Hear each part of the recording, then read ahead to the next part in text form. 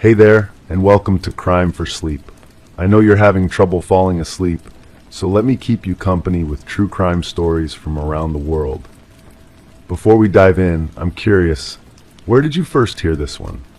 If you enjoy these stories, don't forget to like, comment, and subscribe. Now get comfortable, and let's get into tonight's case. Crime 1, I pulled off the sheets to wash them, and that's when I saw them on the underside of the mattress.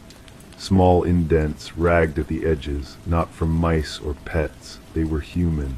Human-sized and uneven, like someone had been gnawing in a frenzy. They were arranged in a tight semicircle, directly where my head usually rests. I flipped the mattress, thinking maybe it was just old wear. But on the new side, the marks were fresher. Last night I slept on the floor. This morning there were new bite marks on the carpet. I've been a crime scene investigator for almost 2 decades, and I've learned to trust my instincts. But this time my instincts were screaming at me from inside my own bedroom. The logical part of my brain tried to rationalize it. Maybe the previous tenant had a condition. Maybe it was damage from moving. But deep down, I knew better. The apartment had been empty for months before I moved in. The landlord, a nervous man who avoided eye contact, had mentioned something about the previous tenant leaving abruptly. Personal reasons, he'd said, his fingers drumming against his clipboard. Very quiet person, never any complaints. I started documenting everything. Photos from every angle, measurements, notes about the depth and pattern of the marks. The indentations were approximately 2 inches apart, consistent with adult human dental spacing, but the force required to create such marks in a mattress would have been extraordinary, desperate. The building was old, with thin walls and creaking floors. I began listening more carefully to the sounds around me. The apartment above mine was supposedly vacant, but I could hear movement, soft footsteps, always in the same pattern. From the bedroom to what I assumed was the kitchen, then back, over and over. I knocked on the superintendent's door. He was a heavy-set man who smelled of cigarettes and industrial cleaner. When I asked about the upstairs unit, his expression shifted. That one's been empty for over a year, he said. Pipes burst last winter. Never got around to fixing the damage. But the footsteps continued. I started staying awake, listening. The sounds were rhythmic, almost compulsive. Always the same route, always the same pace, never stopping for more than a few minutes. I timed it against my heartbeat, against the distant traffic sounds from the street. It was relentless. During the day, I researched the building's history. The public records showed a pattern of short-term tenancies, people moving in and out within months. But one name appeared repeatedly in the documentation, a tenant who had lived in the upstairs unit for over 5 years before disappearing completely. I found a neighbor who had lived here longer than anyone else. She was an elderly woman with suspicious eyes and hands that shook when she held her coffee cup. When I mentioned the upstairs apartment, she went quiet. That person never left, she finally said. Not really. She told me about the complaints, noise at all hours, strange smells, maintenance requests that were never answered. The landlord had claimed the tenant had abandoned the lease, but she'd never seen anyone move out. No truck, no boxes, no goodbye. One day the sounds changed, she said. Instead of walking around, there was this scraping, like something being dragged across the floor.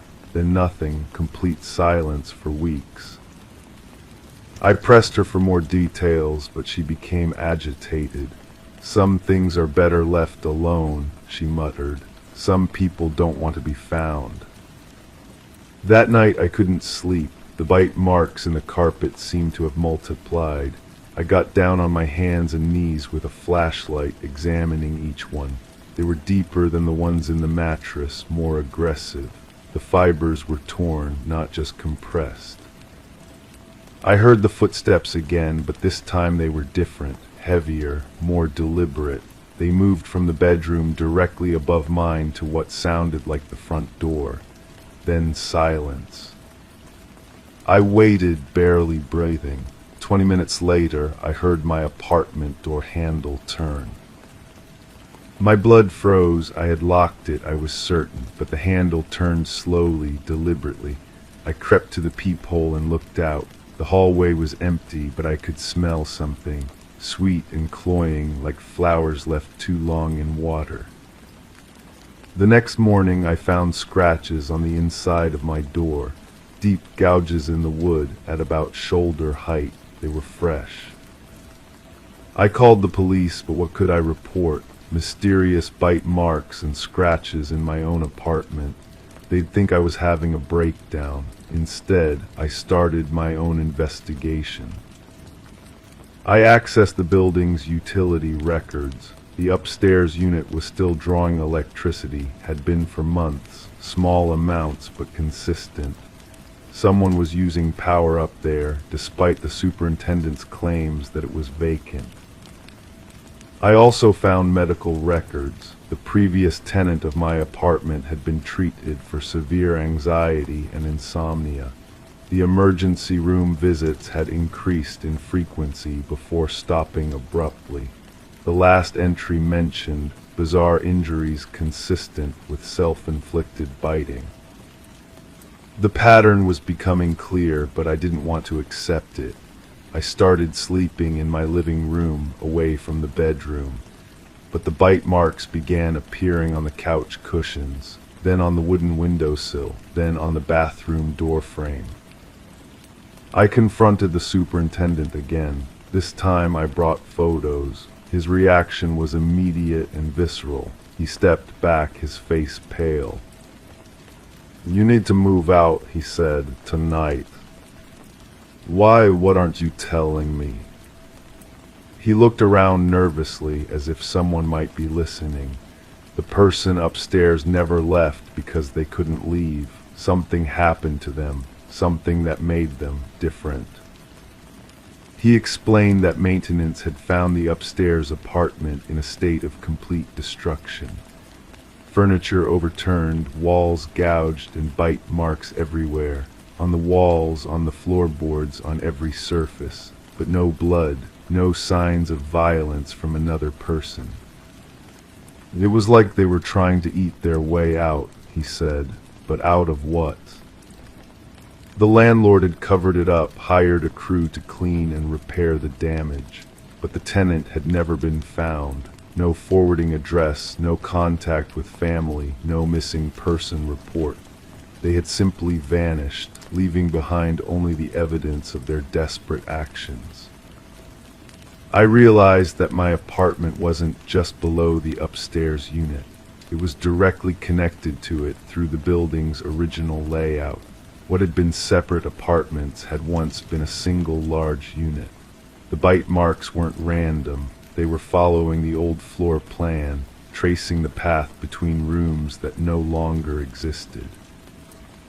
That night I heard the footsteps again, but this time they didn't stop at my door. They continued down the hallway, down the stairs, and stopped directly outside my bedroom window. I looked out, and in the dim light from the street, I could see a figure standing perfectly still. Too tall, too thin, with their face pressed against the glass, but when I blinked, they were gone.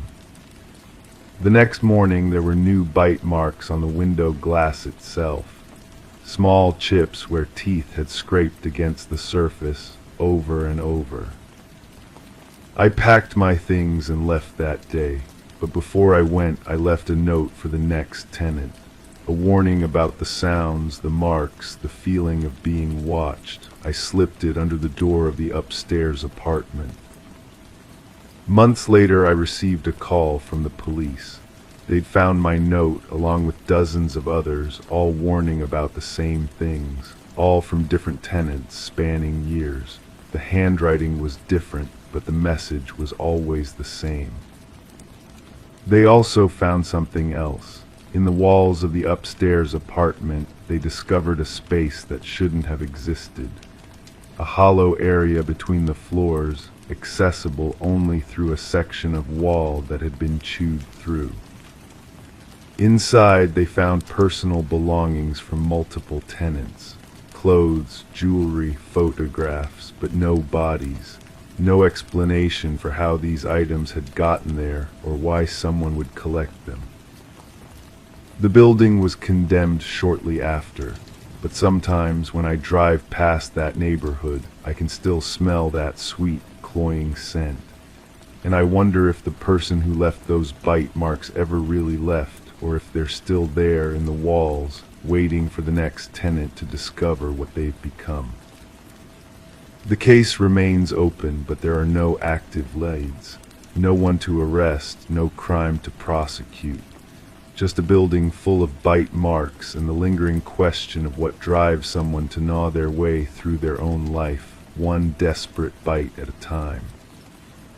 I still sleep with the lights on, and sometimes in the quiet hours before dawn, I catch myself running my tongue along my teeth, counting them, making sure they're all still there.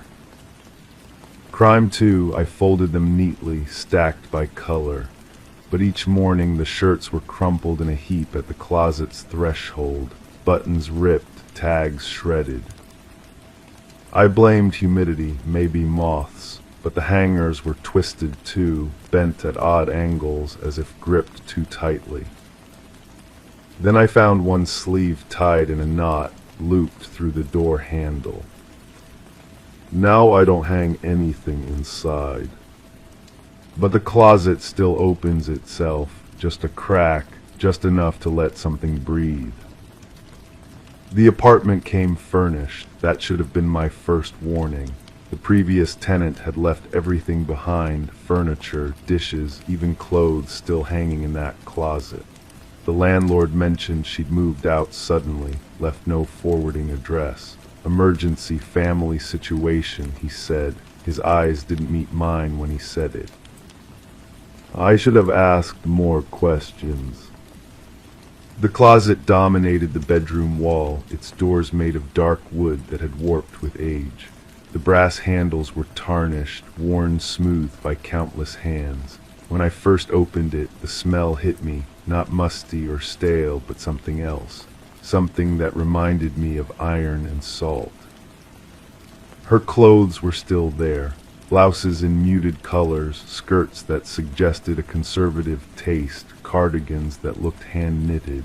Everything in my size, which struck me as oddly convenient. The landlord said I could keep whatever I wanted, donate the rest. I kept more than I should have. The disturbances started small. I'd hang my work shirts next to her blouses, my jeans beside her skirts. Simple organization. But every morning I'd find my clothes on the floor, sometimes torn, sometimes tied in impossible knots. The fabric felt different when I touched it, rougher, as if it had been handled roughly in the dark. I installed a small camera, the kind used for home security.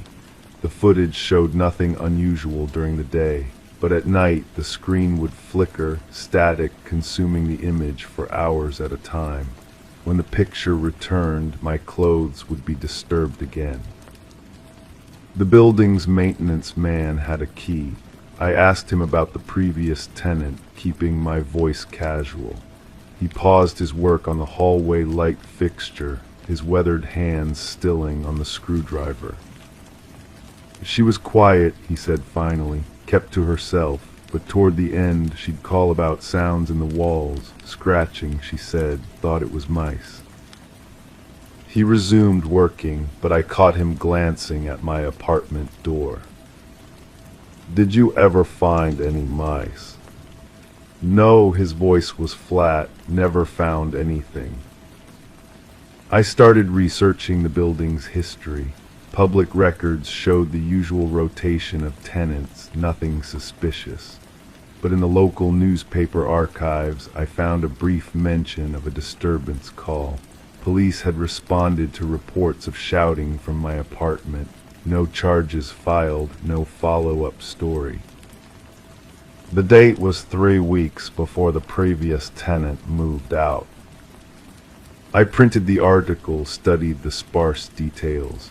The reporter had interviewed a neighbor who described sounds of struggle and a woman crying for help. But when officers arrived, they found no evidence of violence. The tenant had answered the door calmly, claimed she'd been watching television with the volume high. Case closed. I began paying closer attention to the other tenants. The elderly woman across the hall would peer through her peephole when I passed, but she never opened her door. The young couple downstairs played music too loud, but they'd grown quiet recently. When I saw them in the lobby, they'd nod politely but hurry away. The building felt like it was holding its breath. One evening I decided to examine the closet more carefully. I removed all the remaining clothes, both mine and hers, and studied the interior walls. The back panel seemed newer than the rest, the wood grain slightly different. When I pressed against it, it gave slightly. Behind the panel I found a small space, empty except for a single item, a leather journal, its pages yellowed with age. The handwriting was neat, precise. The entries started normal enough: daily observations, work frustrations, mundane complaints about city life. But as I read further, the tone shifted. She wrote about feeling watched, about things moving in her apartment when she wasn't looking, about waking up to find her clothes rearranged. Just like mine. The final entries were different, desperate. She wrote about discovering cameras hidden in the walls, about realizing someone had been entering her apartment at night, about finding evidence that her landlord had been selling keys to strangers, men who paid to watch her sleep. The last entry was incomplete, the pen trailing off mid-sentence. He's here again. I can hear him breathing in the closet. I think he's been living. I closed the journal, my hands trembling. The closet suddenly felt different, not just a storage space, but a hiding place, a watching place. I called the police the next morning. The officer who took my report was polite but skeptical. Without evidence of current criminal activity, there was little they could do. The previous tenant had never filed a complaint, he noted. If she'd felt threatened, why hadn't she reported it? I didn't have an answer, but I started listening more carefully to the sounds in my apartment.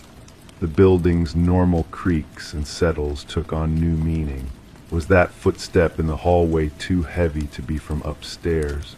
Did the closet door move slightly when I wasn't looking directly at it?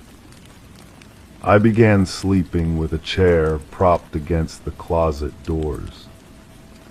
The maintenance man avoided eye contact now when we passed in the hallway, but I noticed him watching my apartment from the courtyard below, his presence too frequent to be coincidental. When I confronted him, he claimed he was checking the building's exterior for damage. Damage from what? I asked. He shrugged, already walking away. Old buildings, things settle wrong sometimes. I hired a locksmith to change my locks. He found scratches around the existing deadbolt, fresh enough to be recent. Someone had been using keys that didn't quite fit, forcing the mechanism. You want me to call the police? He asked. I shook my head. What would I tell them? That I suspected someone had been entering my apartment based on scratches on a lock and a journal I'd found hidden in a wall. But that night I lay awake listening. The building was never truly quiet. Pipes gurgled, floors creaked, distant voices carried through thin walls. But underneath the familiar sounds I heard something else. Breathing that wasn't mine, movement too careful to be accidental. I rose quietly, avoiding the floorboards I'd learned would squeak. The closet doors were slightly ajar, though I'd closed them before bed. In the darkness, I could make out a shape that didn't belong among the hanging clothes. My phone's flashlight revealed nothing, but when I turned it off, the presence returned, patient, watching. I spent the rest of the night in the living room, my back against the door. The next morning, I found a note slipped under my door. No envelope, just a piece of paper with a single line written in the same precise handwriting I'd seen in the journal. She understood eventually. So will you. I packed my essential belongings that day and stayed in a hotel. But I couldn't stop thinking about the journal, about the woman who'd lived in my apartment before me, about what had happened to her and why no one seemed to remember her clearly. The police records showed no missing person report. Her former employer had no forwarding information. It was as if she'd simply vanished, leaving behind only her clothes and her fear. I returned to the apartment once more, intending to retrieve the journal and give it to the police. But the hidden space behind the closet panel was empty. Someone had been there before me.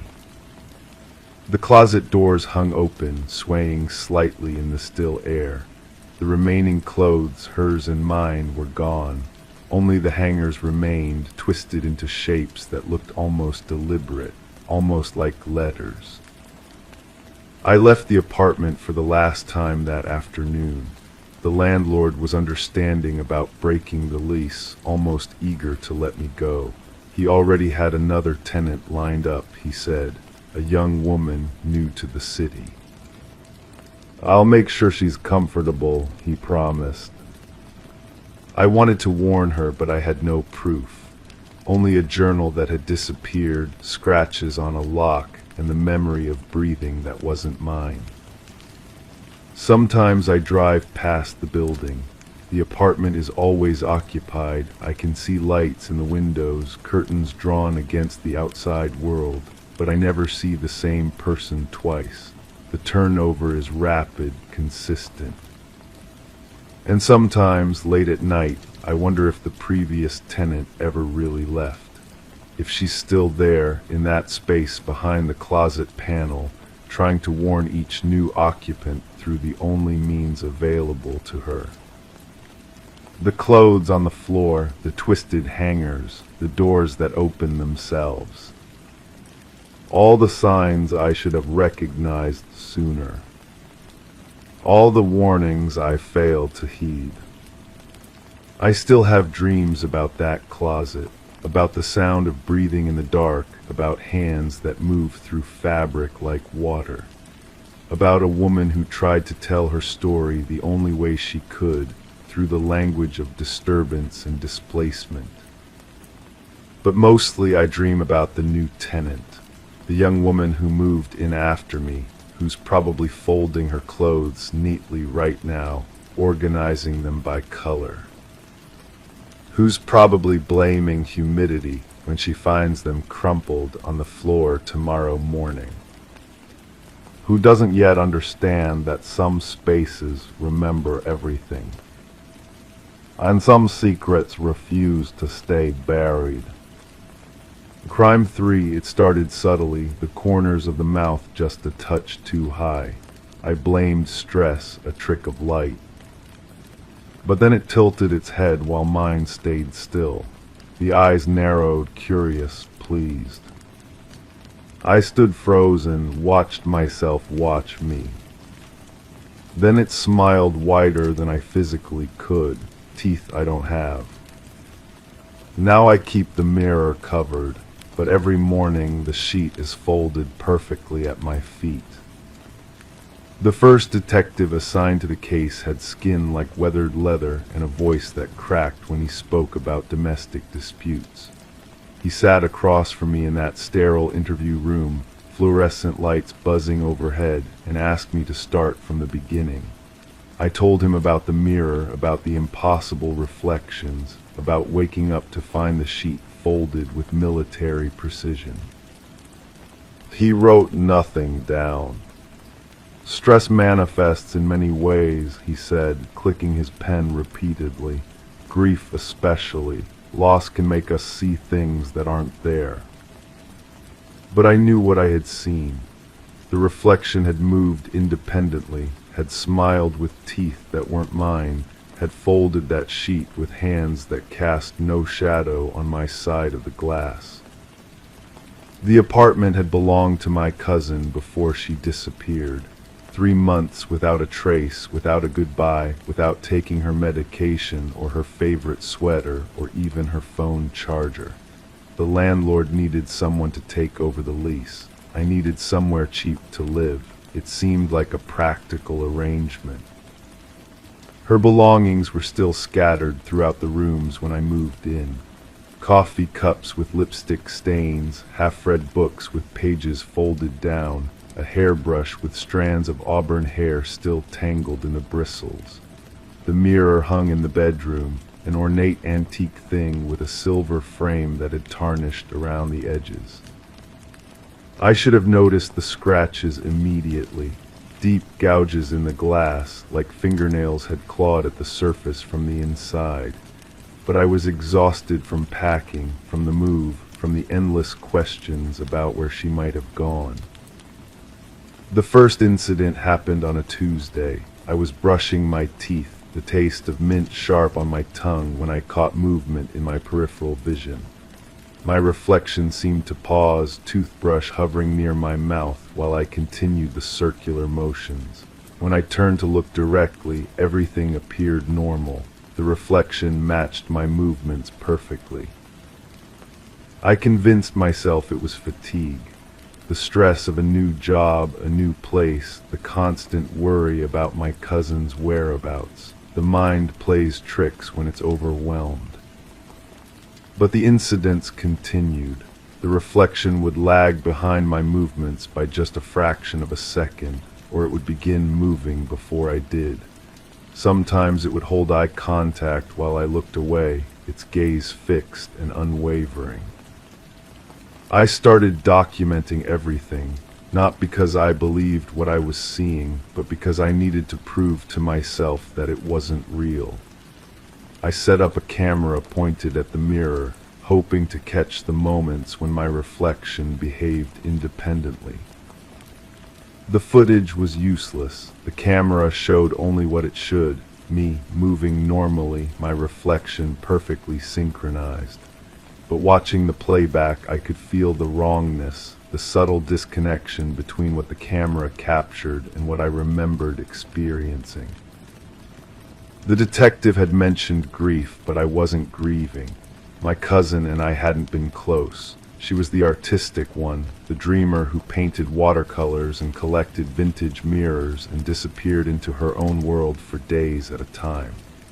I was practical, logical, the one who paid bills on time and kept emergency funds and didn't believe in things that couldn't be explained. Her art supplies were still scattered across the kitchen table. Brushes hardened with dried paint, tubes of color squeezed and abandoned, canvases half finished and propped against the wall. Most of her paintings were abstract, swirls of color that seemed to shift when viewed from different angles. But there was one that caught my attention, a self-portrait painted in front of the bedroom mirror. In the painting, her reflection was wrong, not obviously, but in the way that dreams are wrong. The angle was off, the proportions slightly skewed. The reflection seemed to be looking at something outside the frame, something the viewer couldn't see. I found her journal wedged between the mattress and the bed frame. The entries were sporadic, sometimes weeks apart, written in her careful script. Most of it was mundane, grocery lists, appointments, thoughts about her paintings, but the final entries were different. The mirror shows too much, she had written. I see myself, but I also see what I might become, what I might do. The reflections are getting stronger. Another entry dated just days before she disappeared. It's not just showing me anymore. It's showing me what wants to be me, what's been waiting. I closed the journal and placed it on the nightstand. Outside, traffic hummed steadily, the sound of a city that never quite sleeps. The mirror remained covered, the sheet draped carefully over its surface, but I could feel it there, patient and watchful, waiting for me to look. The second detective was younger, more thorough. She had short dark hair and wore no makeup, her face serious and focused. She actually read my cousin's journal, studied the paintings, examined the mirror with a magnifying glass. "These scratches," she said, running her finger along the gouges in the glass. "They're deep, made with something sharp, maybe a knife or a key, but they're on the surface, not underneath. Someone would have had to break the glass to make marks like these from the inside." She photographed everything, measured the scratches, took samples of the paint on the canvases. But she found no evidence of foul play, no signs of struggle, no indication that my cousin had been harmed. "Sometimes people just leave," she said, packing her equipment. "They get overwhelmed or scared, or they just need to start over somewhere else. It's more common than you think." But I knew it wasn't that simple. The journal entries, the paintings, the way the mirror seemed to pulse with malevolent energy even when covered. My cousin hadn't left willingly. She had been taken or replaced or something worse. I started sleeping in the living room, avoiding the bedroom entirely, but the mirror's influence seemed to spread throughout the apartment. I would catch glimpses of movement in the bathroom mirror, in the reflection of the television screen, in the dark windows that looked out onto the street. The reflections were always slightly wrong, a second behind or a second ahead, a smile that lasted too long or eyes that focused on something beyond the glass. Sometimes I would see myself in peripheral vision, standing in rooms where I wasn't, wearing clothes I didn't own, making expressions I had never made. The third detective wasn't a detective at all. She was a professor of psychology, recommended by the police department when the case was transferred to their missing persons unit. She had gray hair pulled back in a severe bun and glasses that magnified her eyes, making her look perpetually surprised. "Mirrors have always been symbols of the unconscious," she explained, sitting in my living room with a cup of tea growing cold in her hands. "They reflect not just our physical appearance, but our psychological state. When we're under stress, especially when dealing with loss or trauma, our perception can become distorted." She spoke about projection, about how the mind creates explanations for things it cannot understand, about how grief can manifest in visual hallucinations, how guilt can make us see things that aren't there. But she hadn't seen the paintings, she hadn't read the journal entries, she hadn't felt the weight of the mirror's attention, the way it seemed to watch and wait and hunger for something I couldn't name. I told her about the scratches, about the way the reflection moved independently, about finding the sheet folded every morning despite covering the mirror each night. She nodded and took notes, but I could see the skepticism in her eyes. "Have you considered that you might be removing the sheet yourself?" she asked. "Sleep disorders can cause people to perform complex actions without remembering them. The stress you're under, the unfamiliar environment, the worry about your cousin, these could all contribute to episodes of sleepwalking." I wanted to believe her. I wanted there to be a logical explanation for everything that was happening. But deep down, I knew that the mirror was more than a psychological manifestation. It was a window, a doorway, a trap that had claimed my cousin and was now reaching for me. The fourth detective was the one who finally listened. He was older, close to retirement, with deep lines around his eyes and hands that shook slightly when he lit his cigarettes. He had worked dozens of missing persons cases, had seen things that defied explanation. "I've been doing this for 30 years, he said, studying my cousin's self-portrait with careful attention. "I've learned that sometimes the strangest explanations are the truest ones." He told me about other cases, other disappearances that had occurred in apartments with antique mirrors. Always young women, always artists or writers or musicians.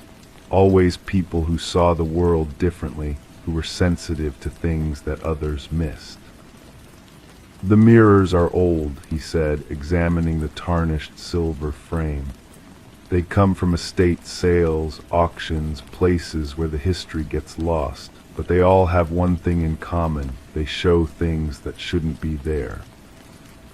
He didn't offer explanations about psychological projection or sleep disorders. He didn't suggest that I was imagining things or that my cousin had simply run away.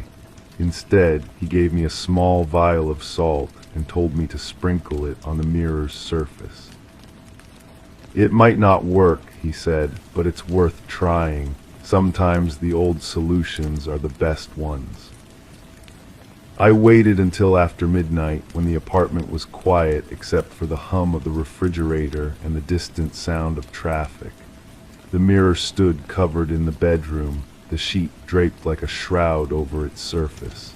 I could feel it watching me even through the fabric, patient and hungry. I pulled away the sheet slowly, expecting to see my reflection smiling back at me with too many teeth. But the mirror showed only darkness, as if the glass had been painted black from the inside. I sprinkled the salt across the surface, watching it stick to the glass in irregular patterns. For a moment nothing happened. Then the darkness began to shift, swirling like oil on water. Shapes formed and dissolved, faces appeared and vanished, and through it all I could hear a sound like whispered voices speaking in languages I didn't recognize. The salt began to sizzle and smoke, filling the room with the smell of burning metal. The mirror's surface rippled like water, and I saw my reflection appear slowly, as if rising from great depths, but it wasn't alone. Behind my reflection, barely visible in the shifting darkness, I could see my cousin. She was pale, her eyes wide with terror, her mouth open as if she was screaming, but no sound emerged.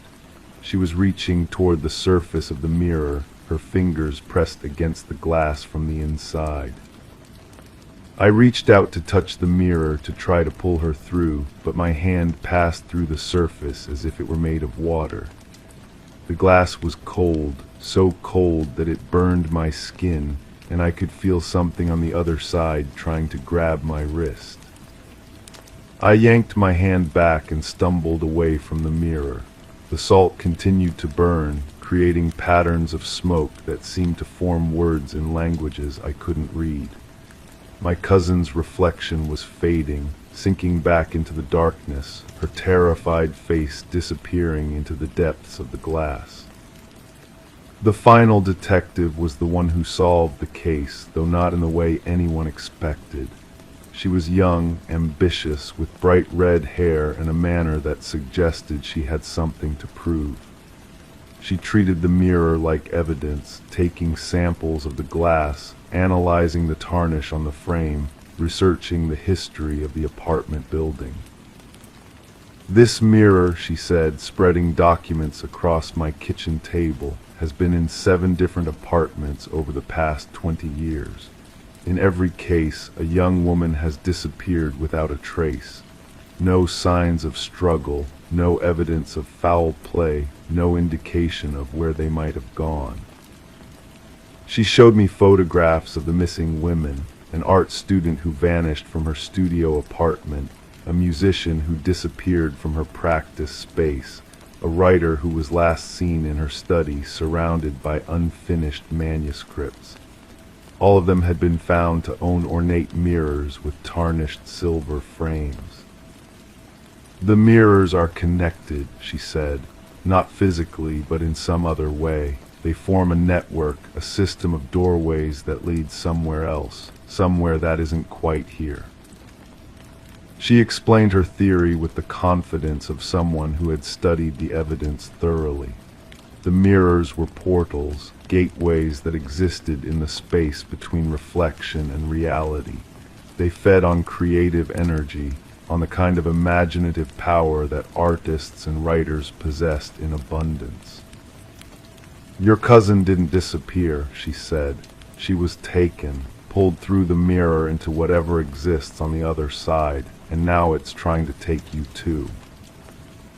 I wanted to dismiss her explanation as fantasy, as the product of an overactive imagination, but I had seen my cousin's face in the mirror, had felt the cold touch of something that existed beyond the glass. I had watched my reflection move independently, had seen it smile with teeth that weren't mine. The detective gave me a choice. I could leave the apartment, abandon the mirror and everything it represented, and hope that whatever lived on the other side would lose interest in me. Or I could stay and try to find a way to bring my cousin back. I chose to stay. The mirror now hangs uncovered in my bedroom, its surface reflecting not just my image but the truth of what lies beyond. Every morning I wake to find evidence of my cousin's presence. A painting half finished on an easel that wasn't there the night before, a journal entry written in her careful script, a single auburn hair on my pillow. She's still there, trapped in the space between reflections, waiting for someone to find a way to bring her home. And I'm still here, standing guard, watching the mirror and letting it watch me back. The final detective visits sometimes, bringing new information about the other mirrors, about the women who have disappeared, about the network of doorways that exists in the spaces we can't see. She tells me about progress, about theories, about hope. But I know the truth. The mirror doesn't just show reflections. It shows possibilities, futures, the things that might be if we're not careful about what we wish for.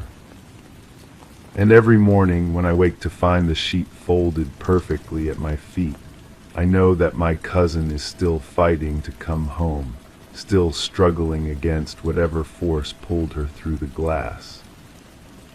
The mirror smiles, but now I smile back, because I understand what it wants, what it needs, what it's been waiting for all along. It wants me to stop fighting, to accept the reflection as reality, to step through the glass and join the others who have disappeared into the space between mirrors. But I won't give it that satisfaction. I'll keep watch, keep waiting, keep hoping that someday I'll find a way to bring my cousin back to the world of the living. The mirror can wait. It's been waiting for decades after all. What's a little longer? In Crime 4, it wasn't water, it twitched. A thin thread of something dark slid from the ceiling crack and curled on the floor. I stepped back, holding my breath. It pulsed once softly before it stopped moving. I swept it into a dustpan, but it left a greasy trail. Later, when I checked again, the crack was wider. And the next thing that came through had fingers. That was 3 weeks ago. I've been a crime scene analyst for 12 years, and I've seen things that would make most people lose sleep. But this apartment building case haunts me differently. Not because of what I found, but because of what I didn't find. The call came in on a Tuesday. A maintenance worker had reported something unusual about apartment 4. The tenant hadn't been seen in days, and there was a smell. That's how these things usually start, with a smell. I arrived to find the building manager, a nervous man with calloused hands, fumbling with a ring of keys. He kept glancing at the ceiling as we climbed the stairs. The hallway smelled like stale cigarettes and something else, something organic. The tenant's name was Sarah, he told me. Quiet woman, always paid on time. The apartment door was unlocked. Inside, everything looked normal at first glance. A coffee mug sat on the counter, lipstick print still visible on the rim. The television was on, volume low, playing an old sitcom. A book lay open on the couch, pages yellowed with age. But there was that smell again, sweet and sour like fruit left too long in the sun. I started my systematic examination. The kitchen showed no signs of struggle. Dishes were clean and stacked neatly. The refrigerator hummed quietly, full of fresh food, milk that wouldn't expire for another week, vegetables still crisp in the crisper drawer.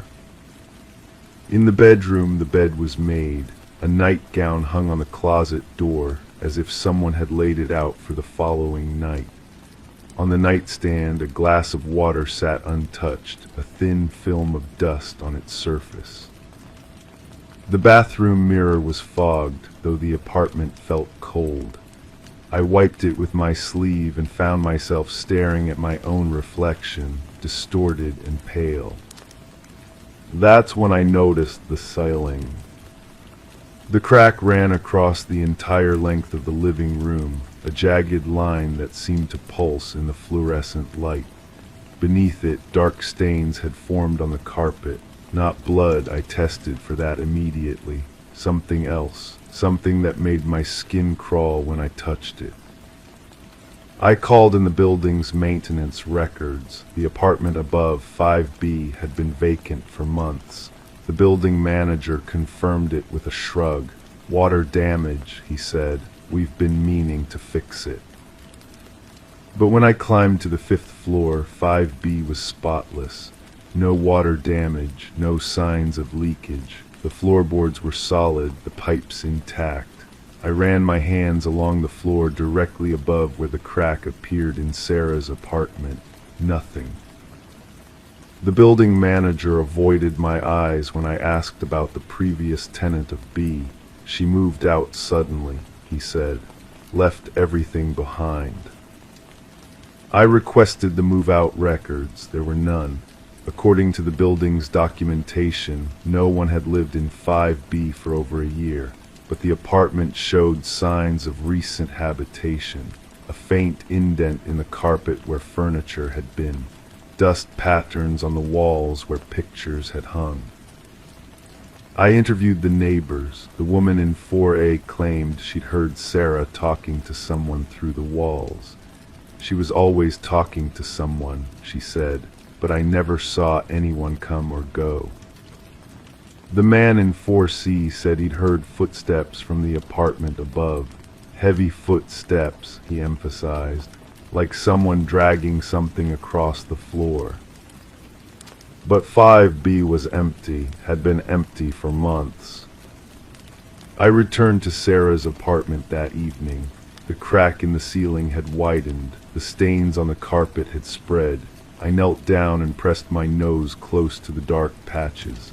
The smell was stronger now, familiar somehow. I'd smelled it before in other apartments, other cases. I pulled out my files and spread them across Sarah's coffee table. 3 other cases in the past year, all in different buildings, all involving women who disappeared without a trace, all with the same mysterious ceiling damage. The first case was 6 months ago. A woman in her 30s lived alone, worked as a librarian. Her apartment had shown the same signs, everything normal, everything in place, but a crack in the ceiling that hadn't been there before. Dark stains on the floor, that same sweet sour smell. The second case was 3 months later. A nurse, early 40s, recently divorced. Same crack, same stains, same smell. The third case was just last month. A teacher, mid-20s, engaged to be married. Her fiancé had reported her missing when she didn't show up for their wedding rehearsal. Same crack, same stains, same smell. I called the building managers from each case. Their voices grew tight when I mentioned the ceiling damage. Water issues, they all said. We've been meaning to fix it. But there was no water damage in any of the apartments above. No signs of leakage. No maintenance records explaining the cracks. I started mapping the locations. The buildings were scattered across the city, but they all shared the same management company. A small outfit that specialized in older buildings, properties that had been recently purchased and renovated. The management company's office was in a converted warehouse downtown. The receptionist, a young woman with nervous eyes, told me the owner was out of town. He travels a lot, she said. Property inspections. I asked for his contact information. She hesitated, then wrote down a number on a scrap of paper. Her hand shook as she wrote. I called the number from my car. It went straight to voicemail. The voice was smooth, professional. Leave a message and I'll get back to you as soon as possible. I left 3 messages. He never called back. I returned to the warehouse office the next day. The receptionist was gone. The office was empty, cleared out, no forwarding address, no sign that anyone had ever worked there. I ran the management company's name through our database. It had been incorporated just 2 years ago. The listed owner was a man whose name appeared in no other records, no driver's license, no credit history, no social media presence. A ghost. I went back to Sarah's apartment building. The manager was packing boxes in his office. I'm leaving, he said without looking up. Buildings being sold. To whom? He shrugged. New management company. They want to renovate. I asked for the contact information. He handed me a business card. The address was the same empty warehouse I'd visited the day before. That night I sat in my car outside Sarah's building. The windows of her apartment were dark, but in the window of 5B I saw a shadow move across the glass. A slow, deliberate movement like someone pacing. I climbed the stairs to the 5th floor. The door to 5B was locked, but I could hear something inside. A scraping sound like furniture being moved or dragged. I knocked, the sound stopped. I called out, identifying myself. Silence. I used my master key to open the door. The apartment was empty, just as it had been before, but the floor was covered in a thin layer of dust, and in that dust I could see footprints, large footprints, leading from the window to the center of the room where the carpet showed that familiar indentation. The footprints circled the spot where the crack would appear in the apartment below, around and around like someone pacing or performing some kind of ritual. I followed the prints to the window. The glass was cloudy, but I could make out the street below. From this angle, I could see directly into the windows of the other buildings where women had disappeared, all of them visible from this one spot. I called for backup and waited. When the officers arrived, I showed them the footprints. They looked at me like I was losing my mind. What footprints? One of them asked. I looked down. The floor was clean. No dust, no prints, just empty floorboards stretching across the empty room. But I could still smell it, that sweet sour smell, stronger now. I left the building and drove home. That night I dreamed of cracks in the ceiling, of dark things dripping through them, of fingers reaching down from above. I woke up with that smell in my nostrils. The next morning I received a call from the department. 3 more women had been reported missing, all in buildings recently purchased by management companies that had mysteriously dissolved overnight. All with the same ceiling damage. I sit here now writing this report, and I can hear something moving in the apartment above mine. Slow, deliberate footsteps pacing back and forth. My ceiling is starting to crack. I've tried to file official reports about the pattern, but my superiors keep telling me there's no evidence of a crime. No bodies, no signs of struggle, just women who decided to leave their lives behind. But I know better. I've seen the way the building manager's eyes dart away when I ask questions. I've heard the fear in their voices when they mention the ceiling damage. I've smelled that sweet sour smell in too many apartments to believe it's coincidence. Something is taking these women, something that works through the buildings, through the cracks in the ceiling, through the spaces between one life and another. And I think it knows I'm getting close. The footsteps above have stopped, but the crack in my ceiling is getting wider. And I can smell something sweet and sour drifting down from above. It's not water. It torches. Crime 5. The couch rotated 3 inches counterclockwise overnight. The table scooted closer to the window. I marked the legs with tape, photographed every angle. The next morning, everything was back in place exactly, but the tape was gone, and the photo I took had something behind the chair. Something that hadn't been in the room with me. I inherited this house from my sister.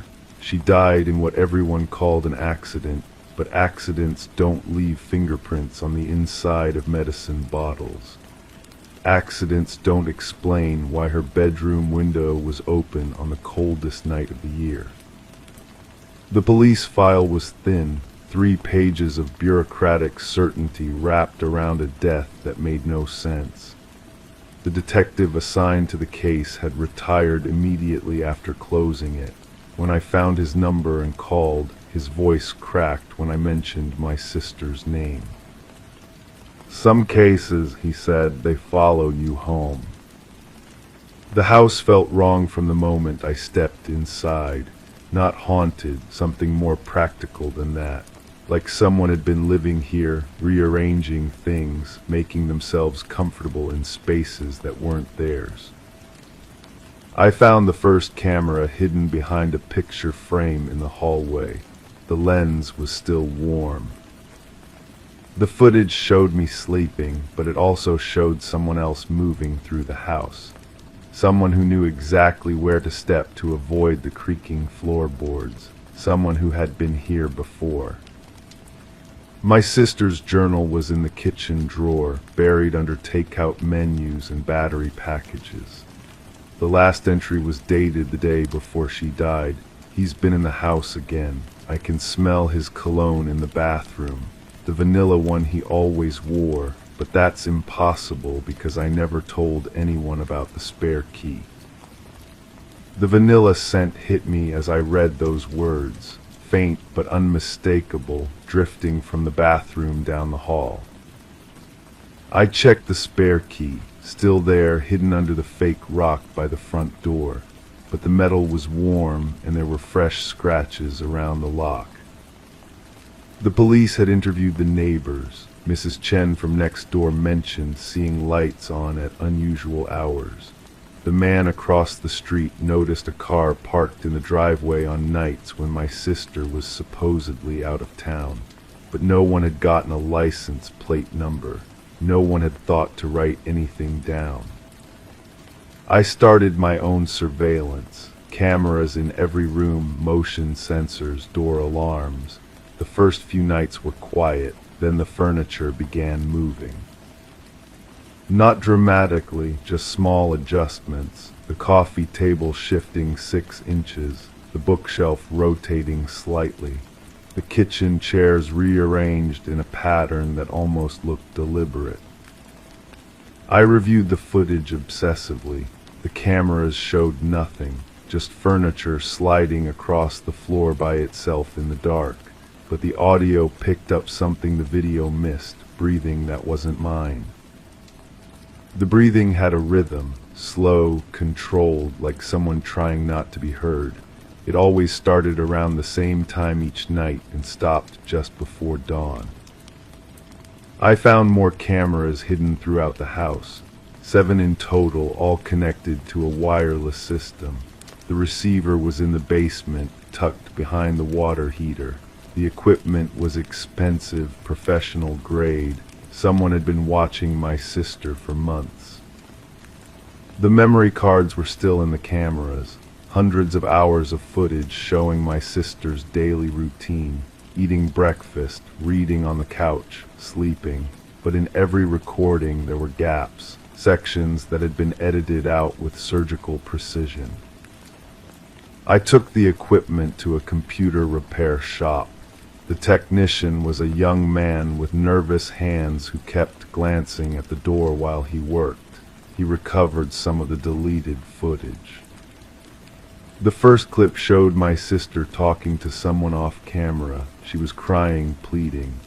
The second clip was just audio, my sister's voice and a man's voice, too distorted to identify, but I could make out certain words. Stop, please, I won't tell anyone. The third clip was from the night she died. My sister was in her bedroom packing a suitcase. She moved frantically, throwing clothes into the bag without folding them.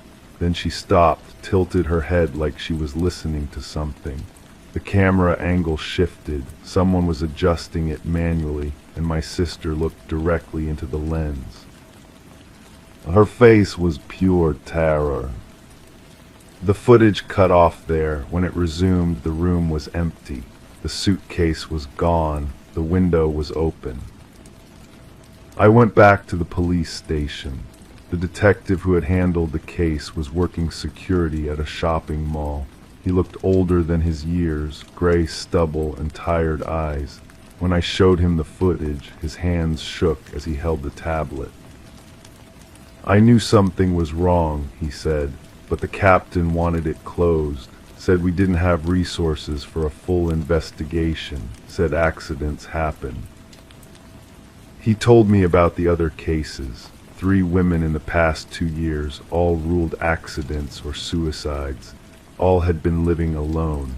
All had complained to friends about feeling watched.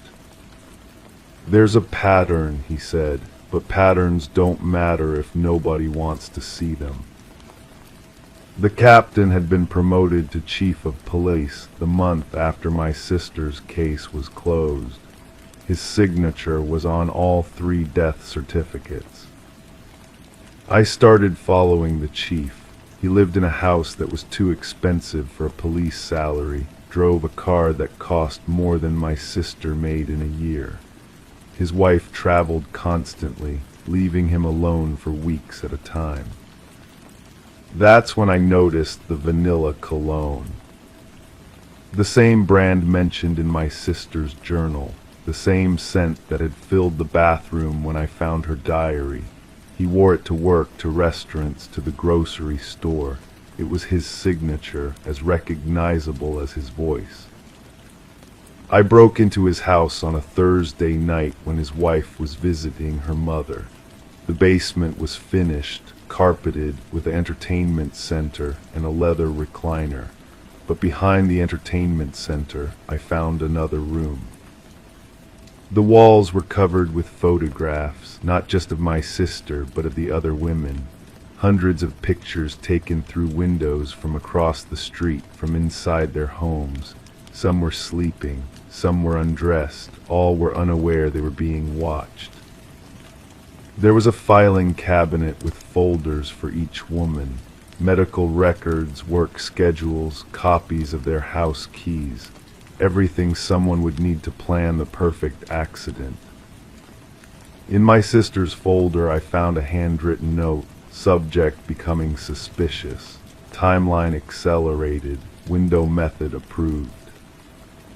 The front door opened upstairs, heavy footsteps, familiar cologne drifting down through the floorboards. I turned off the lights and waited in the darkness, listening to him move through the house above me. He came down the stairs slowly, each step deliberate. When he reached the bottom, he turned on a flashlight and swept the beam across the room. The light found me crouched behind the filing cabinet. "I wondered when you'd figure it out," he said. His voice was calm, almost conversational. "You're smarter than your sister. She never found the cameras." I stayed silent, calculating distances to the stairs. "She was going to leave town," he continued. "Can you imagine, after everything I did for her, all the protection I provided?" The beam of light moved closer. I could see his shoes, polished leather, silent on the carpet. "I kept her safe for months, watched over her, made sure no one could hurt her, and she was going to abandon me." I understood then this wasn't about murder. It was about possession, about a man who had convinced himself that surveillance was love, that stalking was protection. "You can't prove anything," he said. "I'm very good at making things look like accidents." But I had already called the FBI. While he was upstairs, I had sent them everything, the photos, the videos, the files. They were waiting outside, had been waiting for 20 minutes. The arrest was quiet, professional, the kind of thing that doesn't make the news because it's too disturbing for the public to process. A police chief who had been killing the women he was supposed to protect.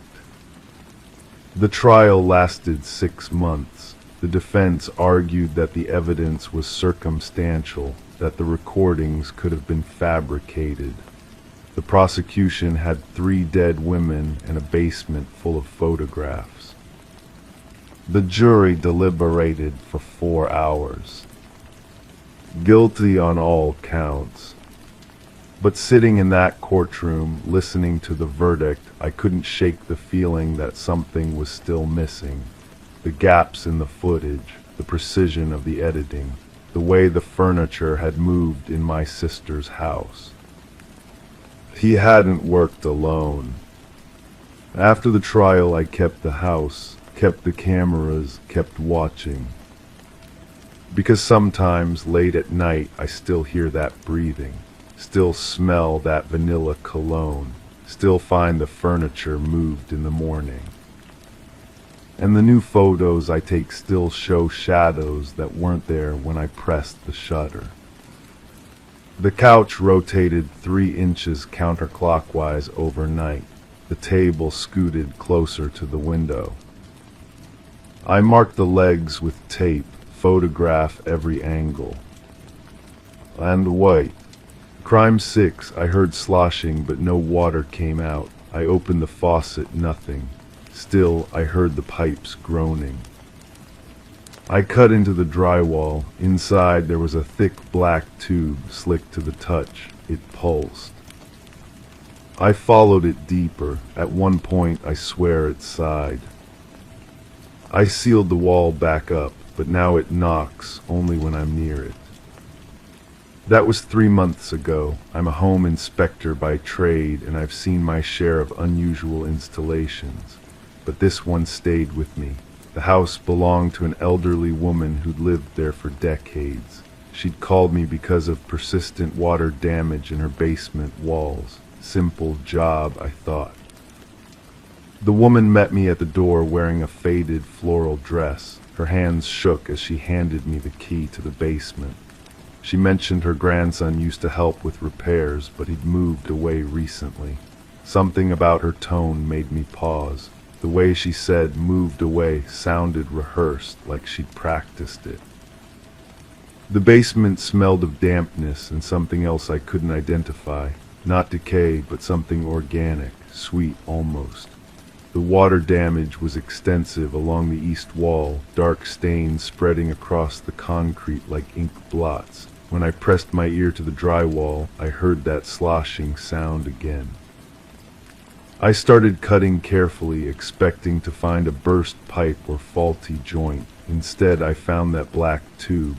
It wasn't PVC or copper or any material I recognized. It felt warm, alive. When I touched it, it seemed to respond, contracting slightly under my fingertips.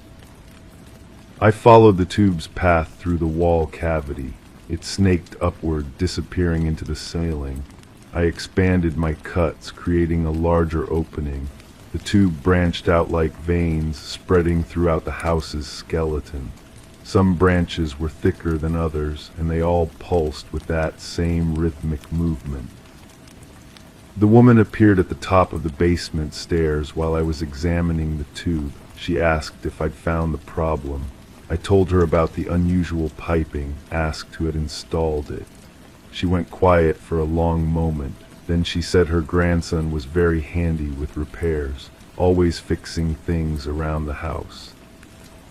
I climbed the stairs and found her sitting at her kitchen table, staring at an empty coffee cup. I asked more questions about the grandson. When had he done the plumbing work? What company had he worked for? She gave vague answers, her eyes darting toward the basement door. That's when I noticed the photographs on her mantel, family pictures spanning decades. In the older ones, a young boy appeared frequently. As the photos progressed chronologically, the boy aged into a teenager, then a young man, but something was off about the sequence. The most recent photo showed him as a child again, maybe 8 years old. The woman noticed me studying the pictures and quickly turned them face down. I decided to investigate the tube system more thoroughly. Back in the basement, I traced one of the larger branches to where it disappeared into the floor. I could feel vibrations through the concrete, like something moving below. The sweet smell was stronger here, almost cloying. I asked the woman if I could examine the crawl space. She became agitated, insisting it wasn't necessary, but I persisted, explaining that I needed to understand the full extent of the installation. She reluctantly showed me the access panel behind the water heater. Crawling through the narrow space, I followed the tube network to its source. In the far corner, beneath the foundation, I found a small chamber someone had carved out of the earth. The tubes converged here, connecting to what looked like a makeshift filtration system, but it wasn't filtering water. The chamber contained several large containers, each connected to the tube network. The liquid inside was dark, viscous. It moved with that same pulsing rhythm I'd felt in the walls. The sweet smell was overwhelming here, and I had to back out quickly to avoid being sick. I confronted the woman about what I'd found. She broke down, admitting that her grandson had been experimenting with hydroponics. He'd been growing plants in the basement, she said, special plants that needed a special nutrient solution. She showed me invoices for gardening supplies, fertilizers, chemical compounds I didn't recognize. But the dates on the invoices troubled me. They spanned several years, with the most recent purchases made just weeks ago. If her grandson had moved away, who was maintaining the system? I contacted my supervisor and explained the situation. He advised me to complete my inspection and file a report with the appropriate authorities. But as I prepared to leave, I noticed something that made me reconsider everything. The woman was preparing dinner, setting 2 places at the table.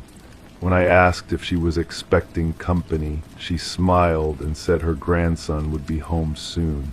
He always came for dinner. I waited outside in my van, watching the house. As darkness fell, I saw movement in the basement windows. A shadow passed back and forth, tending to something, but the woman was upstairs in the kitchen, clearly visible through the window. I called the police, but when they arrived, they found nothing unusual. The basement was empty except for standard plumbing and a few gardening supplies. The black tubes were gone, replaced by conventional copper pipes. The woman seemed confused by my claims, insisting I must have misunderstood what I'd seen. The officers were polite but skeptical. They explained that the woman had been having some confusion lately, mixing up details about her family. Her grandson had died in an accident several years ago, they said. She sometimes forgot and expected him to come home. But I know what I saw, I know what I touched, and I know the official plumbing inspection scheduled for the following week was mysteriously canceled. The woman died in her sleep 2 days later, and the house was sold quickly to a developer who demolished it before anyone could examine the basement again. I've tried to forget about it to convince myself that I misinterpreted what I found, but I kept samples of the liquid from those containers. I've had them tested privately, and the results always come back inconclusive. The labs say they can't identify the organic compounds, that they seem to change composition during analysis. Sometimes I drive by the empty lot where the house once stood. New construction is underway, and I've offered to inspect the plumbing free of charge, but the developers always decline, saying they have their own inspectors. I've started researching the property's history. The house was built in the 1950s, but the basement was expanded several times over the decades. Each renovation coincided with a family tragedy. A child who disappeared, a teenager who died in an accident, a young man who simply vanished. The woman's grandson was the last in a long line of family members who'd met untimely ends. But according to the records I've found, he'd been working on that basement system for years before his death, and the chemical purchases continued long after his accident. I've learned to recognize the signs now, the sweet smell that clings to certain houses, the way some basements feel warmer than they should, the sound of pipes that carry something other than water. I've found 3 more houses with similar systems. Each time I've reported my findings. Each time, by the time authorities investigate, the evidence has been cleaned up. The homeowners seem confused, insisting they don't know what I'm talking about. But I know they're lying. I can see it in their eyes, that same rehearsed quality the old woman had. They're protecting something or someone. They're maintaining systems they don't fully understand. Systems that require constant feeding and care. I don't know who built the original network or how it spread to other houses. I don't know what purpose it serves or what happens to the people who disappear, but I know it's still operating, still growing, still claiming new victims. The knocking in my own walls started last month. It only happens when I'm near the bathroom where the pipes run closest to the surface. I've checked the connections, tested the water pressure, examined every joint and fitting. Everything appears normal. But I can hear it moving inside the walls, that same rhythmic pulsing I felt in the old woman's basement. And sometimes, late at night, I catch a whiff of that sweet, cloying smell drifting from the drain. I should call someone, report what's happening, but I know how these investigations end. I know how quickly evidence disappears and how confused everyone becomes. I know that whatever is in those pipes has been spreading for decades, connecting houses across the neighborhood like a vast circulatory system. And I know that fighting it only makes it stronger, more determined to claim what it needs. The knocking is getting louder, more insistent. It's trying to tell me something, trying to make me understand my role in this larger network. I've stopped answering calls for basement inspections. I've stopped looking too closely at unusual plumbing installations. I've learned to ignore the sweet smell and the sound of pipes carrying something other than water. But I can't stop thinking about those photographs on the mantel, the way time seemed to loop back on itself. The way the woman set 2 places for dinner, expecting someone who could never come home. The way she smiled when she talked about her grandson, as if he were still alive, still caring for the things growing in her basement.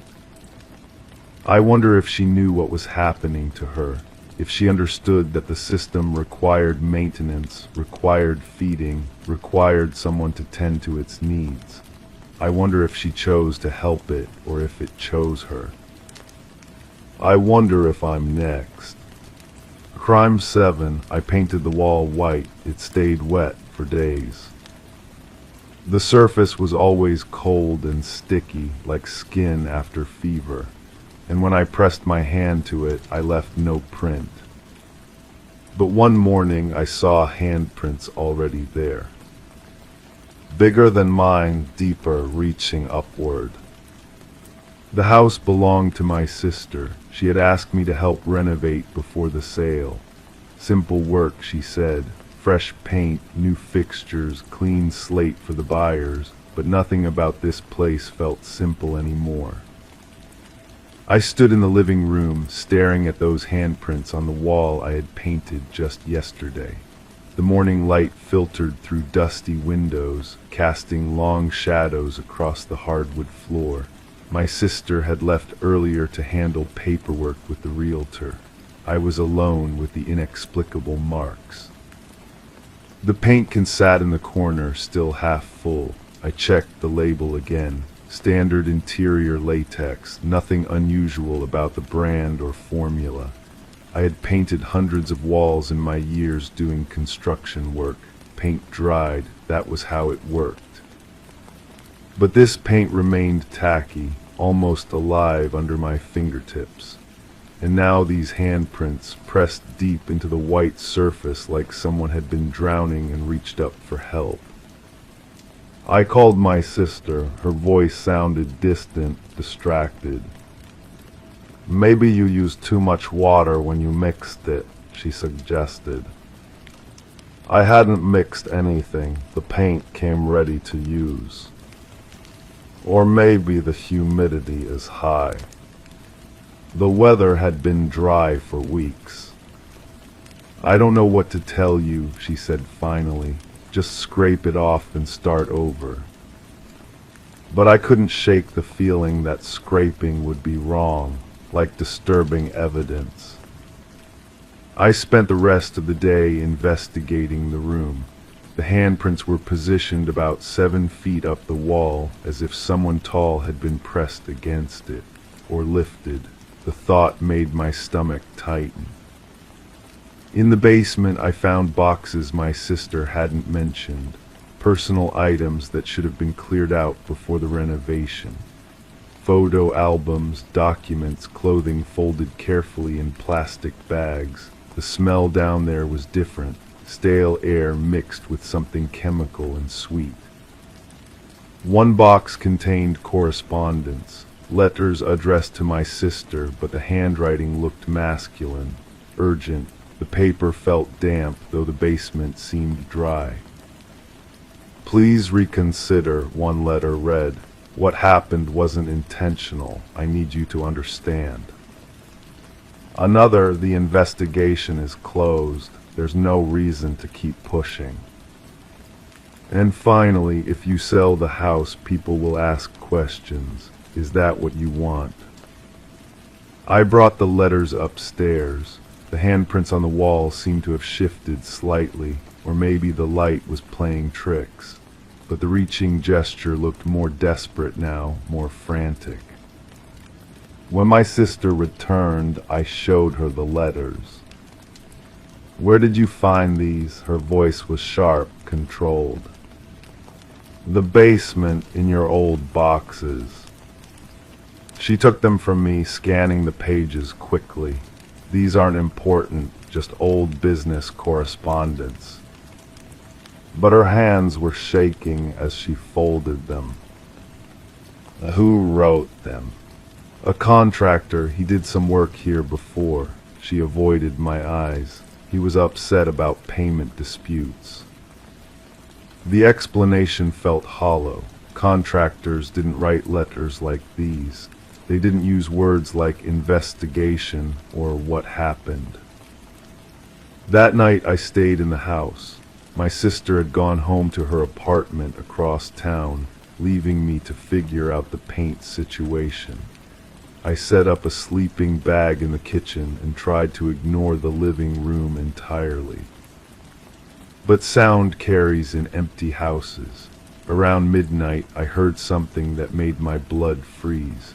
A slow, wet, dragging sound coming from the living room, like something being pulled across the sticky wall.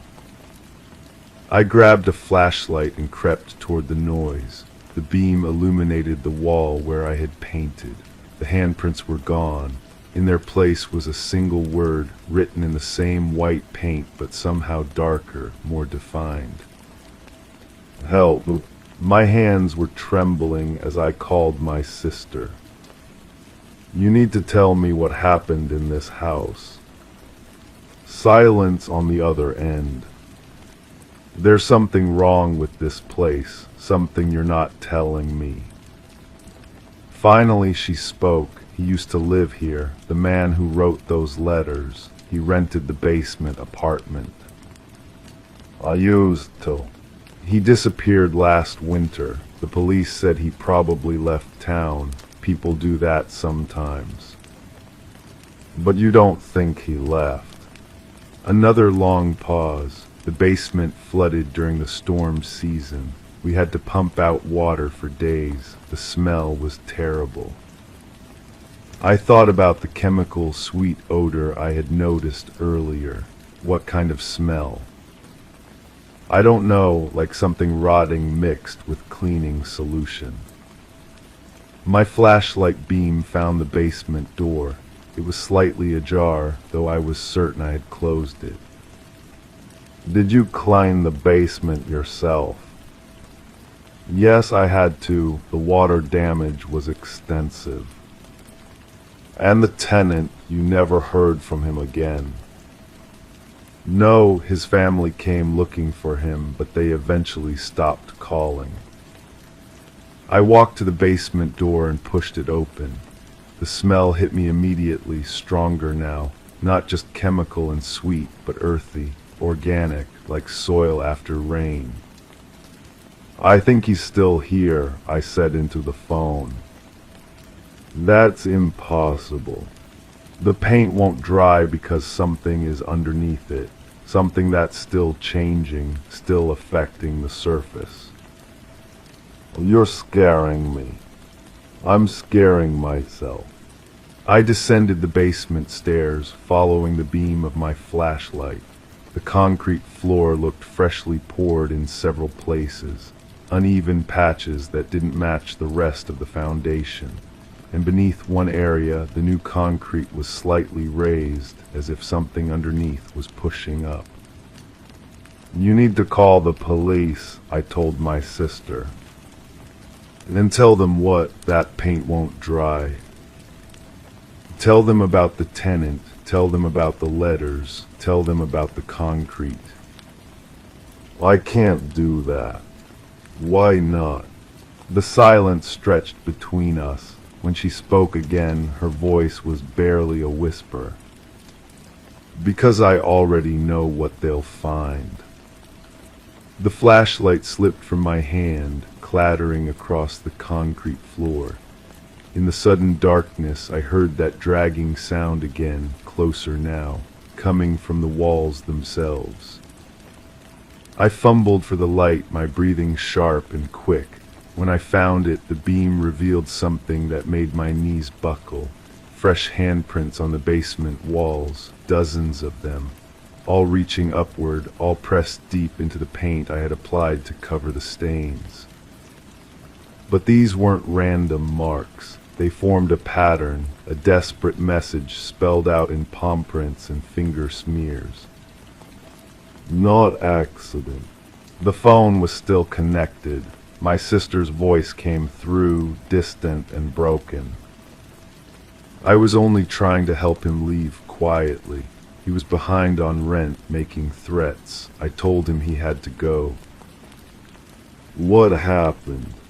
He fell down the stairs, hit his head on the concrete. It was dark and he was drunk, and I didn't mean for it to happen. But you didn't call for help. I panicked. I thought if I just cleaned up, if I fixed the floor, no one would ever know. The concrete. I learned how to mix it myself, spent weeks getting it right, but the smell never went away completely. I stared at the handprints on the wall. They seemed to be moving, reaching higher, as if something below was still trying to climb out. The paint won't dry because the wall is still absorbing moisture, I said, from underneath. Stop. That's why the handprints keep appearing. That's why nothing will stick properly. Please stop. I climbed the stairs, leaving the basement behind, but I could still hear the dragging sound following me up. In the living room, the wall was completely covered now. Handprints layered over handprints, all reaching toward the ceiling, all trying to escape. My sister arrived an hour later. She stood in the doorway, staring at the wall. It's getting worse, she said. It's trying to tell us something. I know what it's trying to tell us. We stood there together, watching the paint continue to shift and move. The handprints were multiplying, becoming more frantic, and beneath them other shapes were emerging. Letters, words, a story written in desperate gestures. What are you going to do? I asked. I don't know. You have to call the police. I know. But neither of us moved. We watched the wall continue to change, revealing more and more of its hidden truth. And I realized that some secrets are too heavy for paint to cover. Some truths will keep pushing through, no matter how many layers you apply. The wall would never dry, not until someone finally listened to what it was trying to say. And maybe not even then. Crime 8, empty one day, full the next. Not with clothes, strips of paper, faded photos, bones too small to be animal. Each item unfamiliar but packed with care, arranged neatly. Like someone knew what I'd need. Or what I'd forgotten. I'd been living in the house for 6 months when it started. The chest of drawers in the bedroom, mahogany with brass handles that had turned green with age. I'd bought it at an estate sale, along with most of the furniture. The previous owner's family had wanted everything gone quickly. Too quickly, I realize now. The first items appeared on a Tuesday. I'd emptied the drawers completely the night before, wiping them clean with lemon oil. The scent still lingered when I opened the top drawer to put away fresh linens. Instead of emptiness, I found a single photograph. Black and white, corners soft with handling.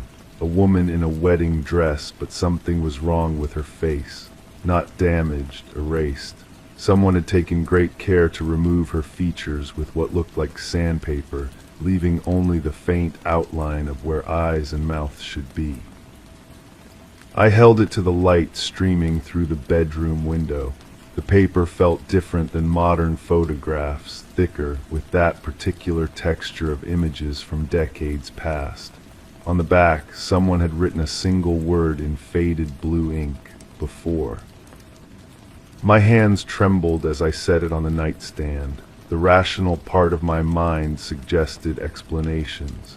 Maybe I'd missed it during cleaning. Maybe it had been stuck to the drawer bottom, but I knew what I'd seen. Empty drawers, clean wood, nothing. I called the estate sale company. The woman who answered had a voice like cigarettes and impatience. She remembered the house, remembered me, but claimed no knowledge of forgotten items. People clean those places out pretty good, she said. Check with the family if you want, but they were eager to wash their hands of the whole thing. The family, I'd met them briefly during the sale, a middle-aged son who couldn't meet my eyes, a daughter who kept checking her phone, both of them treating the house like a tomb they couldn't escape fast enough. they'd left no forwarding information. That night I locked the photograph in my desk drawer. When I woke, it was back in the chest, accompanied by 3 strips of paper torn from what looked like medical records. The handwriting was different on each strip, doctor's notes maybe, or prescriptions. The words were mostly illegible, but I could make out fragments, patient exhibits concerning behavior, recommend immediate. I started sleeping with the bedroom door locked. The items multiplied. By the end of the week, both top drawers contained collections that seemed to tell a story I didn't want to understand. More photographs, all with faces carefully removed. Documents with official letterheads that I couldn't identify. And bones, small, delicate things that looked almost like jewelry when they caught the light. I researched the house's history at the local library. The librarian, an elderly woman with kind eyes behind thick glasses, helped me navigate the microfiche machine. Property records showed the house had belonged to the same family for over 60 years. The previous owner had lived there alone for the last 15, after her husband died. She was a quiet woman, the librarian told me, kept to herself mostly, but she used to come in here regular, reading medical journals. Strange thing for someone without training, but she seemed to understand them well enough. I asked about the husband's death. The librarian's expression grew careful. Heart attack, they said, but there were questions at the time.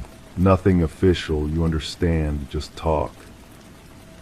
That night I found a hospital bracelet in the 3rd drawer.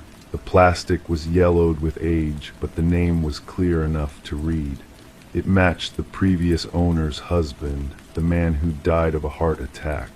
The date on the bracelet was 3 months before his supposed death. I started making phone calls. The local hospital had no record of the admission. Neither did the county morgue, but a retired nurse I tracked down remembered the case. There was something not right about that whole situation, she told me over coffee at a diner that smelled of grease and regret. The body came in, but the paperwork was all wrong. Different handwriting, different signatures. And the wife, she knew too much about the medical side of things. Asked questions most people wouldn't think to ask. I pressed for details, but she just shook her head. Some things are better left buried, but if you're living in that house, you might want to check the basement. There's a room down there most people don't know about, behind the furnace. The basement had seemed normal when I'd first toured the house. Concrete walls, exposed beams, the usual collection of forgotten storage. But now I looked closer, measured the space with my eyes. The area behind the furnace was smaller than it should be. I found the entrance hidden behind a bookshelf filled with outdated medical texts. The door was narrow, painted the same color as the walls. It opened onto a space that couldn't have been more than 6 feet square, but it felt like stepping into a tomb. The walls were covered with photographs, hundreds of them, all showing the same woman, the previous owner, but taken over decades. In each image, she was holding something small and delicate. In some, it looked like jewelry. In others, like tiny sculptures. But when I looked closer, I realized what they actually were. Bones, the same kinds of bones that had been appearing in the drawers upstairs. There was a workbench against one wall, covered with tools I didn't recognize. Delicate instruments that looked surgical. Small containers filled with what might have been preservatives, and a journal, leather-bound and thick with entries. The handwriting was precise, clinical. She documented everything with the care of a scientist. Dates, methods, results, but the subject matter made my stomach turn. She'd been collecting them for years, not just from her husband, but from others. The mailman who'd had a heart attack on her front steps, the neighbor who'd died in his sleep, the utility worker who'd collapsed in her backyard. All of them had been found in her house. All of them had died of natural causes, according to the official records, but her journal told a different story. She'd been dosing them with something that left no trace but caused exactly the kind of cardiac events that would seem natural to any examiner who wasn't looking for poison. And afterward, she'd taken her trophies. Small bones from fingers, ribs, pieces of skull, parts that wouldn't be missed during a routine autopsy. The journal's final entry was dated just 1 week before the estate sale. She'd written about me, about the new owner who would be moving in, about how she'd prepared everything, arranged the evidence in a way that would eventually lead to this moment. The truth should be preserved, she'd written. Someone should know what I accomplished. Someone should understand the art of it. I closed the journal and backed out of the room. My hands were shaking so badly I could barely turn the light off. But as I reached for the switch, I saw something that made my blood freeze. On the workbench next to the surgical instruments was a small glass vial, still warm to the touch, still half full of a clear liquid that had no smell and caught the light like water. I recognized it from the journal descriptions, the same substance she'd used on her victims. The same thing she'd been adding to coffee cups and water glasses for years. But she was dead, had been dead for months. I ran upstairs, the vial clutched in my shaking hand. The drawers were open, all of them, displaying their contents like a museum exhibit. And there, on the bed, was something new. A photograph of me, taken from outside the house, showing me walking up the front steps with my morning coffee. But someone had begun the careful process of erasing my face, just like all the others. The sandpaper was still there next to the photograph, still warm from recent use. I grabbed my keys and ran for the door, but as I reached for the handle, I heard footsteps above me. Slow, deliberate footsteps walking across the bedroom floor. I stood frozen, listening. The footsteps stopped directly above where I was standing. Then, after a moment of silence, I heard the sound of a drawer being opened. And closed. And opened again. I never went back to the house. I called the police from a motel room, told them everything I'd found. But when they investigated, the hidden room was empty. The drawers contained nothing but dust and the faint scent of lemon oil. The detective who handled the case was kind but skeptical. She suggested stress, suggested the isolation of living alone in a house with such a dark history. She recommended I speak with someone, get help processing what I'd been through. But I still have the vial. I keep it in a safety deposit box along with the photograph of myself. Sometimes I think about turning it over to the authorities, having it analyzed, but then I remember the footsteps, the sound of drawers opening and closing in an empty house. And I wonder if the previous owner really died of natural causes, or if she simply found a way to continue her work from beyond the grave. The bones in the drawers were too small to be animal, but they were also too small to be adult human. I've been researching missing children from the area going back decades. The numbers are higher than they should be, much higher. And yesterday I received a letter at my new address. No return address, no postmark. Just my name written in familiar handwriting on cream-colored paper. Inside was a single photograph. A child's bedroom, empty except for a chest of drawers with brass handles turned green with age. The drawers were open. All of them. Waiting. Crime 9, I don't use it, I shower, but the tub was clogged again. When I checked, I found a thick mass of dark hair wound tightly in the drain, more than humanly possible.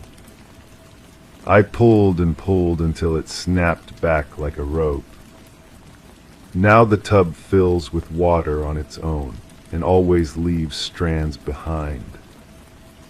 The apartment came furnished. The landlord mentioned the previous tenant had left suddenly. No forwarding address, security deposit forfeited, the kind of departure that leaves questions hanging in the air like smoke.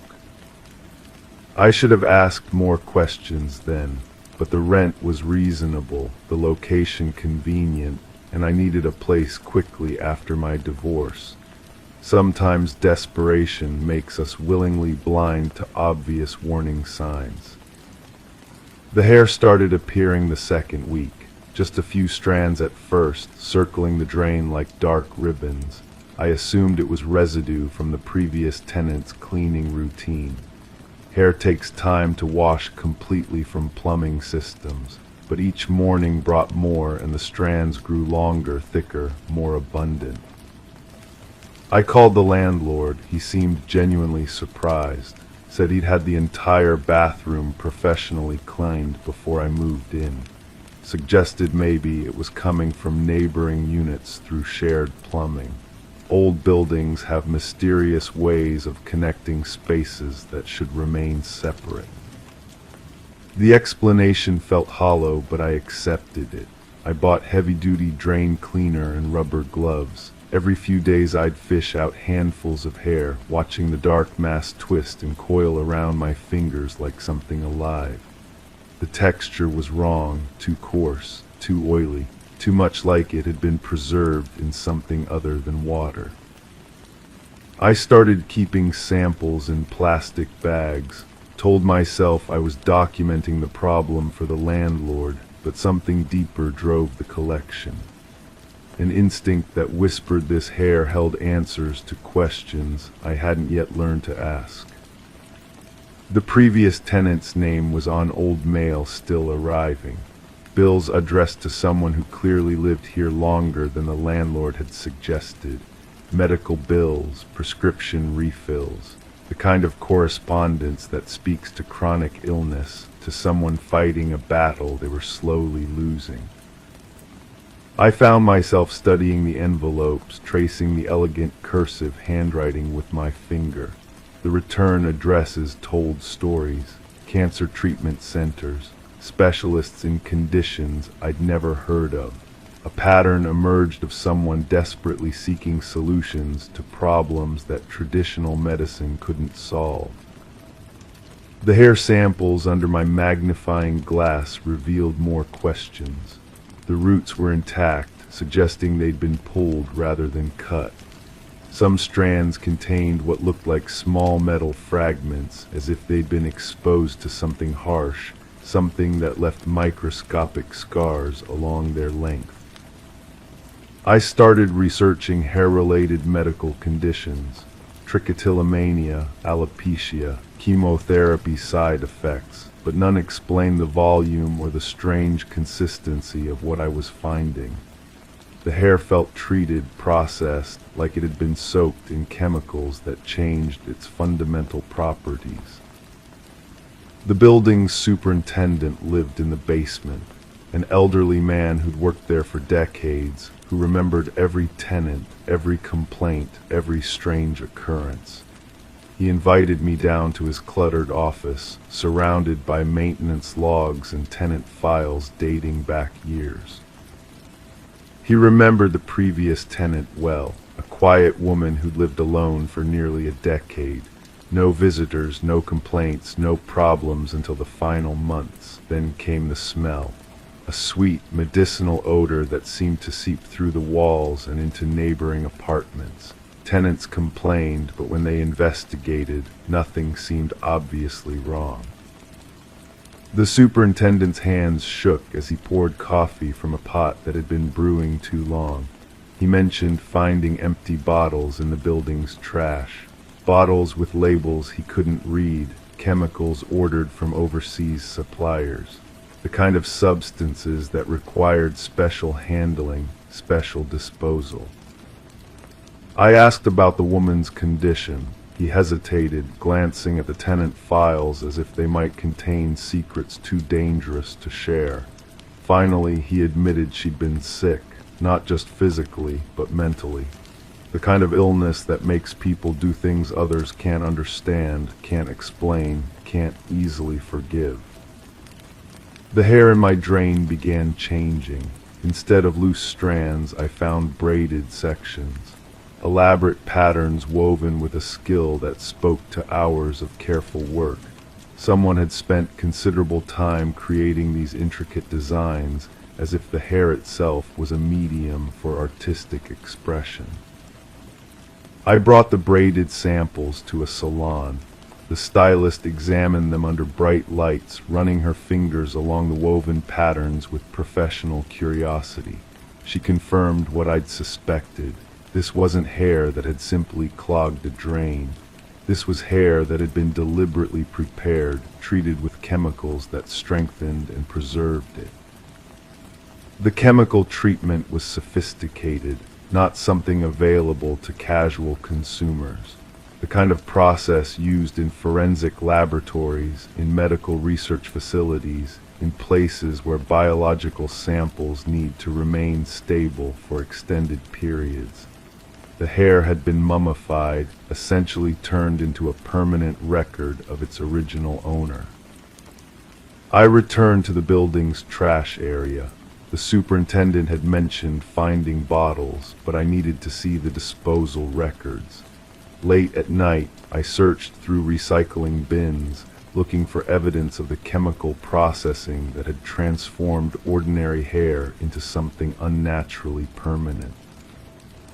The bottles were there, hidden beneath layers of routine garbage, labels in foreign languages but with chemical formulas I could research, formaldehyde derivatives, polymer stabilizers, compounds designed to preserve organic material indefinitely, the kind of substances that in sufficient quantities would create a preservation process bordering on taxidermy.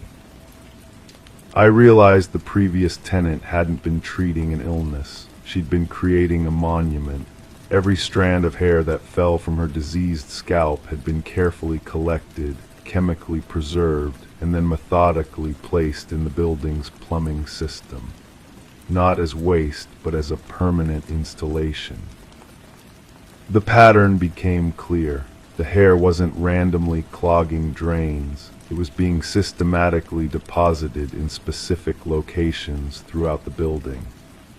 A deliberate distribution designed to ensure discovery, to guarantee that future tenants would encounter her presence long after her departure. I found her journal in the building's lost and found box. The superintendent had kept it, hoping someone would claim it eventually. Her handwriting matched the elegant script on the medical bills.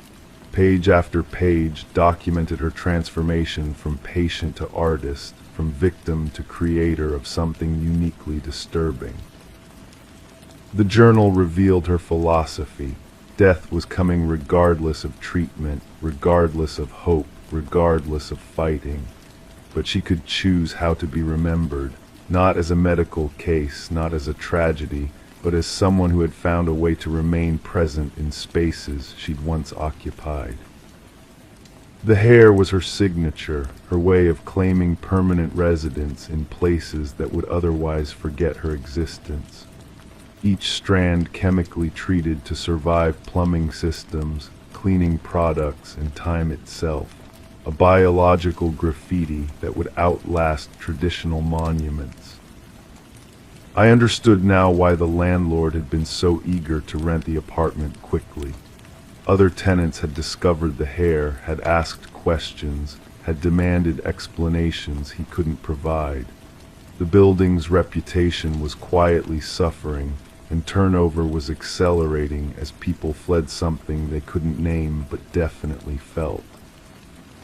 The woman's final journal entry was different from the others, less philosophical, more practical. She'd finished her project and was preparing to leave, not because she was dying, but because her work was complete. The building now contained enough of her preserved hair to ensure permanent presence. She could disappear physically while remaining biologically embedded in the structure itself. I realized she might still be alive.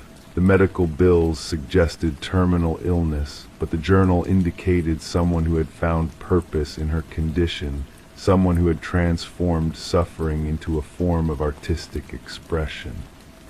The sudden departure wasn't death, it was completion. The hair in my drain continued appearing, but now I understood its purpose.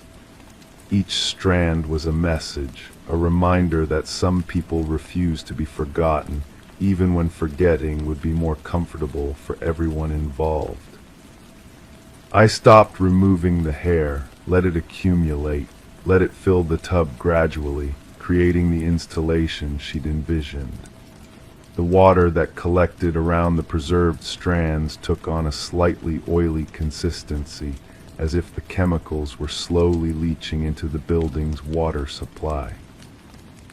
The other tenants began complaining about their own hair-related problems, drains clogging simultaneously, strands appearing in unexpected places. The superintendent's logs showed a pattern of maintenance requests that mirrored my own experience, but spread throughout the building like a slow infection. I wonder if she's watching somehow, observing the success of her project. The hair continues to appear, continues to transform ordinary bathroom experiences into encounters with mortality, with illness, with the determination some people find when facing their own disappearance. The apartment is still affordable, still convenient, but I understand now why the rent remains reasonable. Some presences are more persistent than others. Some people leave marks that cleaning can't erase, that time can't diminish, that future tenants will discover whether they want to or not.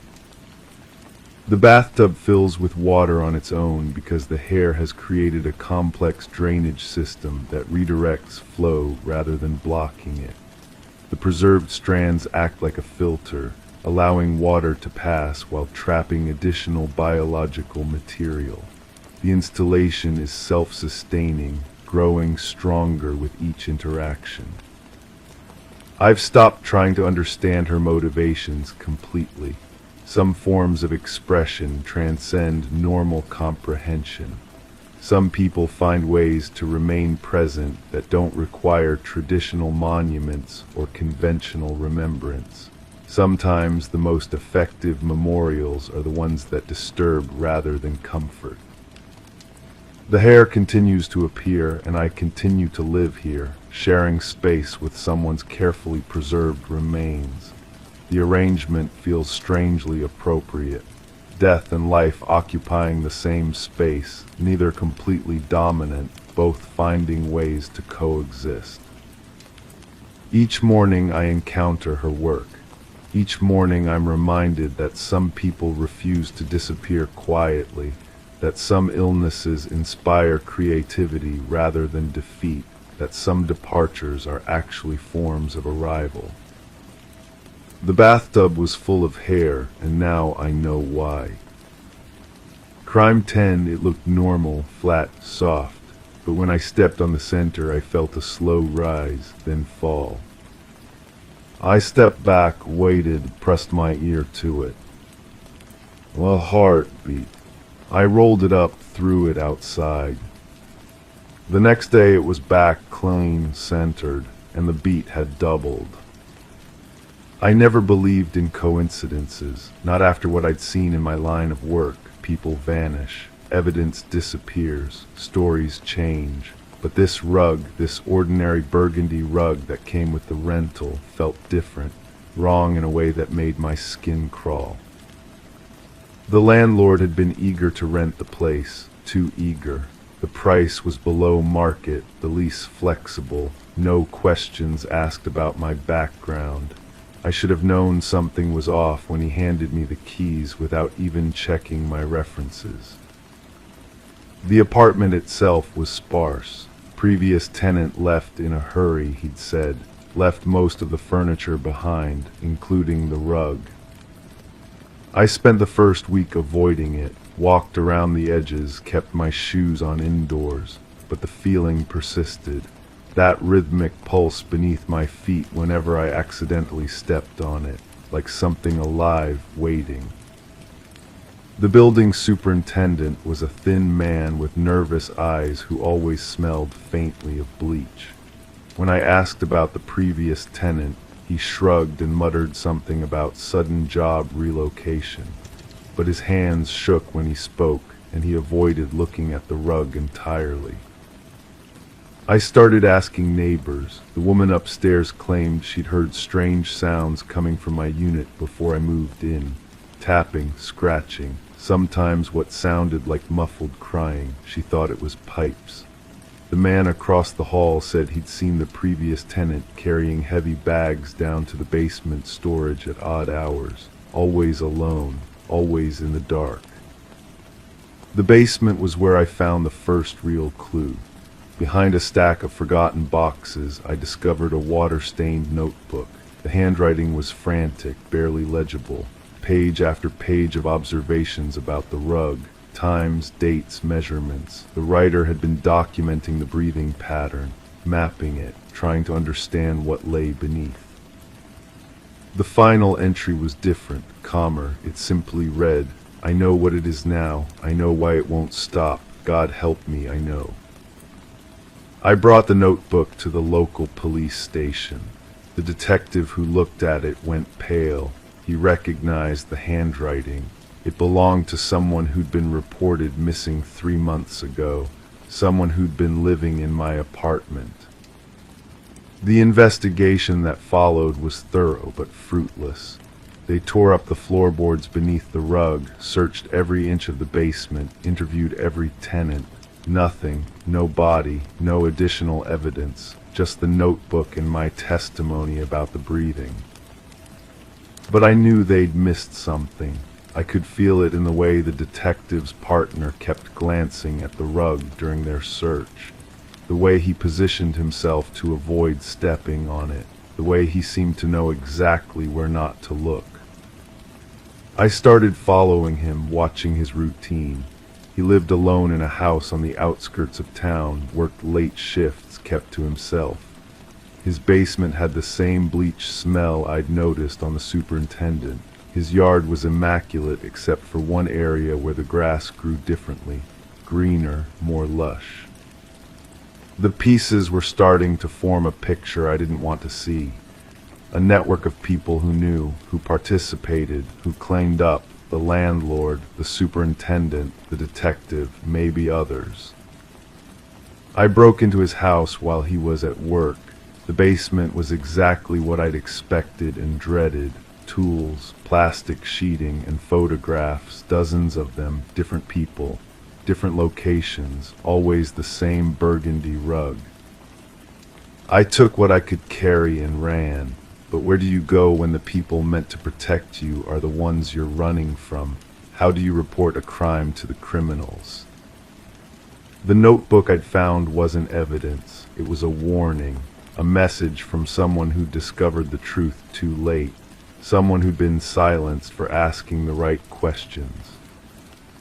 I moved out of the apartment that night, left everything behind except the photographs, but I couldn't leave the knowledge behind. The understanding that somewhere in this town, maybe in every town, there are people who make problems disappear, who provide services for those willing to pay, who know exactly how to make a body vanish without a trace. The rug was back in the apartment when I returned for my security deposit, clean, centered, still breathing.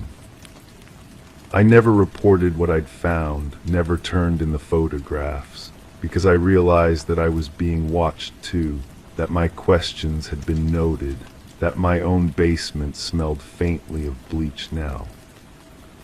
The breathing had stopped, but only because it had moved to a different rug in a different apartment, with a different unsuspecting tenant who would step on it one day and feel that slow rise, then fall.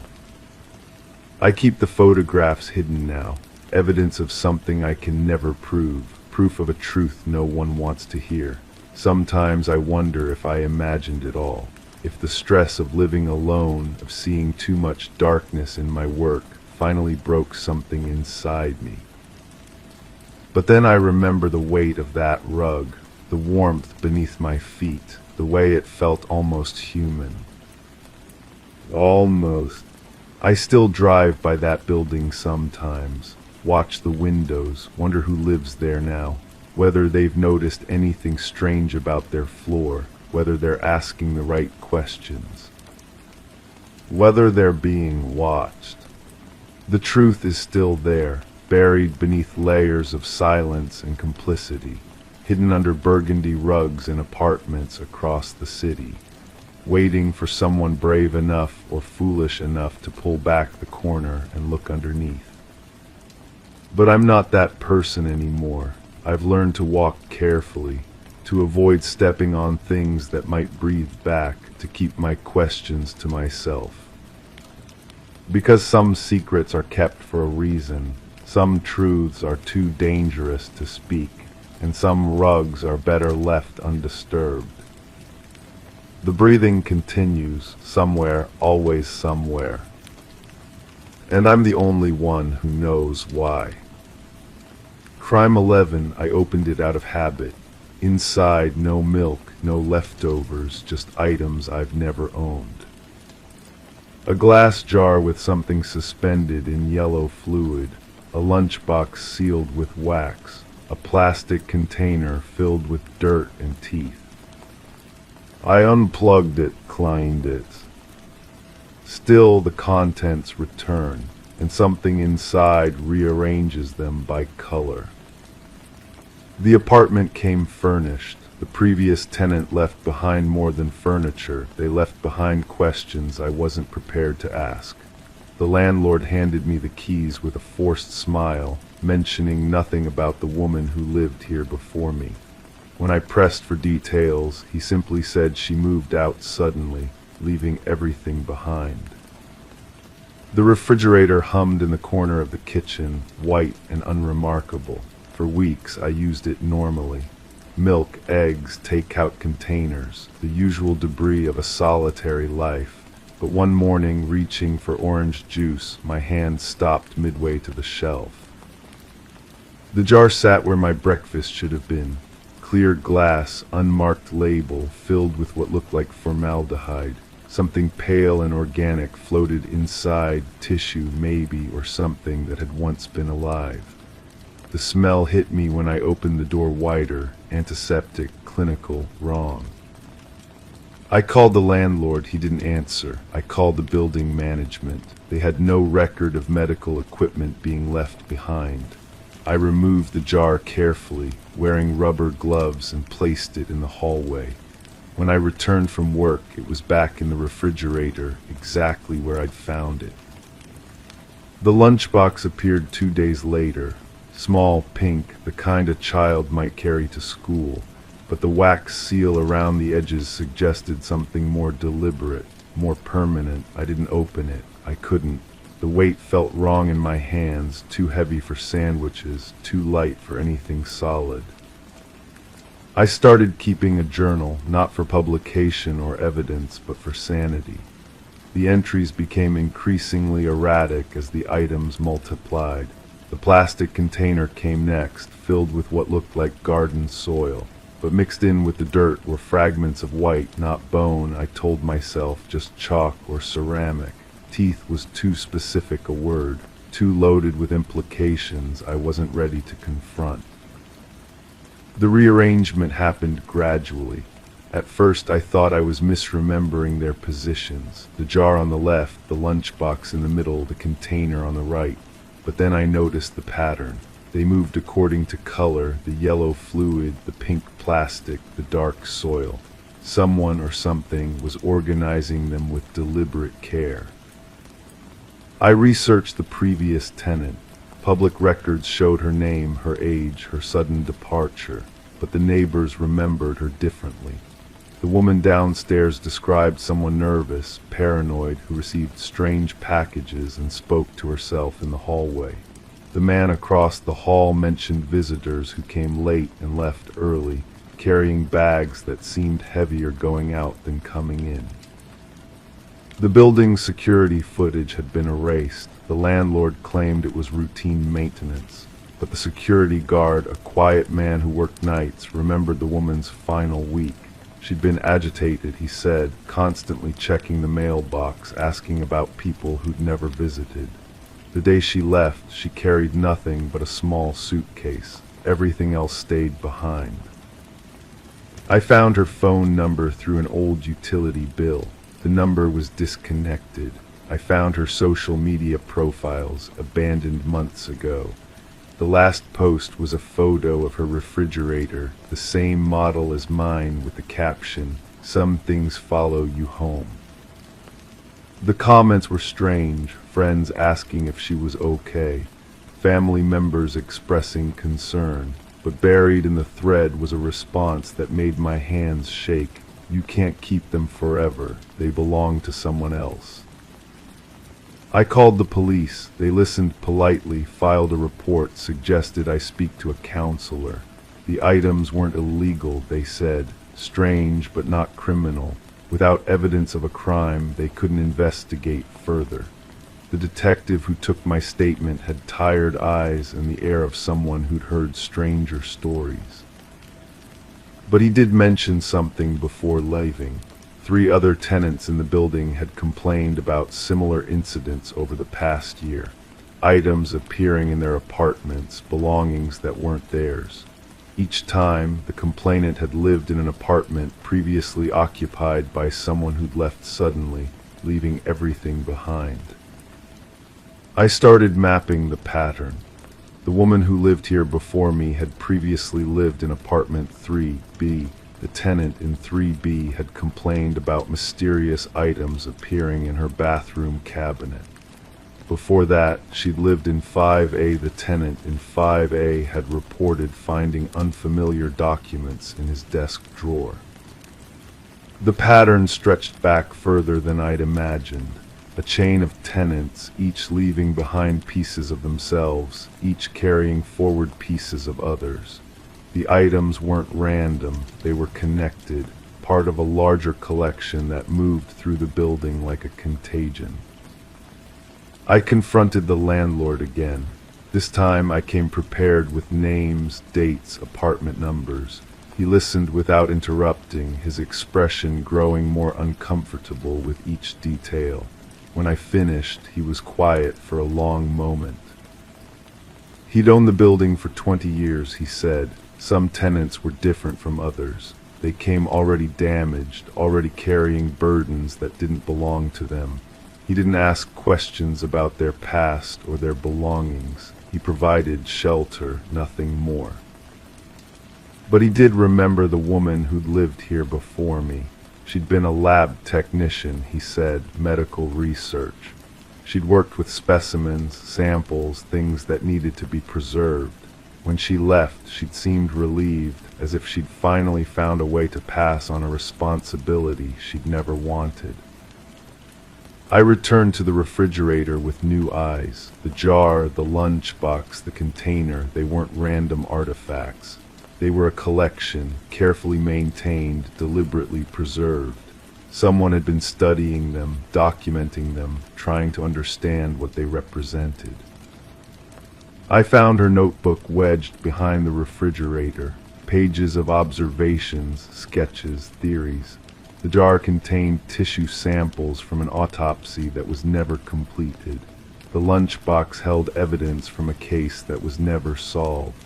The container was filled with soil from a burial site that was never found. She'd been a collector, a curator of unfinished business. Each item represented a story that had been abandoned, a truth that had been buried. She'd inherited them from someone else, just as I'd inherited them from her. The notebook's final entry was dated the day before she moved out. They're not mine to keep. They're not mine to solve, but they're also not mine to abandon.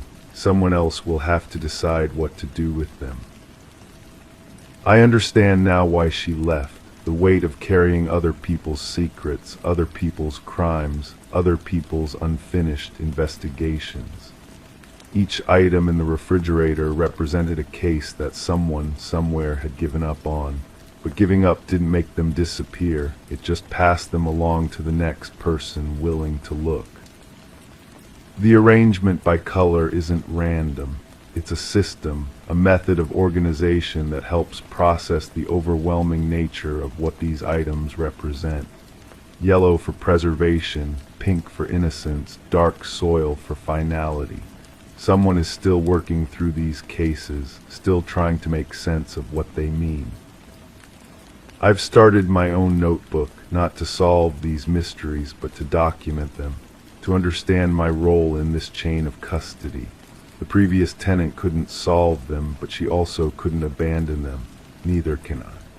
The refrigerator hums in the corner, maintaining its temperature, preserving its contents. I no longer try to remove the items. Instead, I add to them. A photograph I found in the mail slot. A key that doesn't fit any lock in the building, a letter addressed to someone who doesn't exist. They arrange themselves by color, by category, by some logic I'm only beginning to understand. And sometimes, late at night, I hear footsteps in the hallway, soft, deliberate checking on their collection, making sure nothing has been lost, nothing has been forgotten. I don't know who they are. I don't know if they're the original collector or just another tenant in the chain. But I know they're still here, still working, still carrying the weight of these unfinished stories. The refrigerator contained no food because it was never meant to. It was meant to preserve something else entirely, the evidence of crimes that were never solved, cases that were never closed, truths that were never told. And now they're my responsibility, until I find someone else willing to take them, or until I understand what they really mean. I'll keep them cold, keep them safe, keep them arranged by color. The building is quiet now, but the refrigerator continues to hum, and the contents continue to rearrange themselves, and somewhere in the hallway, footsteps continue to check on what can never truly be abandoned. Crime 12, it wasn't there yesterday. Between the bedroom and bathroom, a narrow door, the kind you'd miss unless you were looking for it. No handle, just a keyhole that smelled faintly of sulfur. I bent down and looked through. What I saw was the back of my own head. Moving. I pressed my palms against the wall on either side of the door, feeling for seams, for any evidence this was some kind of trick. The wood felt solid, real. The paint matched the rest of the hallway perfectly, down to the scuff marks near the baseboard where I dragged furniture through narrow spaces. But doors don't just appear. I've been documenting inconsistencies in my apartment for 3 weeks now. It started with small things, a coffee mug in the sink that I didn't remember using, books reshuffled on shelves, the thermostat set to temperatures I never chose. My first thought was a break-in, but nothing was missing. Nothing was damaged, just rearranged. The police officer who took my statement had kind eyes and a patronizing smile. "Stress can make us forget things," she said, her pen hovering over a mostly blank form. "You mentioned you've been working long hours recently." I had been. The documentary series I was researching demanded it. Cold cases, unsolved disappearances, the kind of stories that burrow into your mind and reshape how you see shadows. But I knew the difference between exhaustion and impossibility. That night I set up a camera in the hallway. Nothing fancy, just my phone propped against a stack of books, recording the space between bedroom and bathroom. I let it run for 8 hours. The footage showed nothing. Empty hallway, consistent lighting, no mysterious doors materializing in the middle of the night. just the ordinary passage I'd walked through thousands of times. But when I woke up, the door was still there. I called my sister. She lived across the country, far enough away that her voice felt like an anchor to normalcy. "You need to get out of that apartment," she said after I described the situation. "Stay with someone, get some perspective." Sound advice, but I couldn't shake the feeling that leaving would mean abandoning something important. Evidence, maybe, or a chance to understand what was happening to me. Instead, I started investigating my building's history.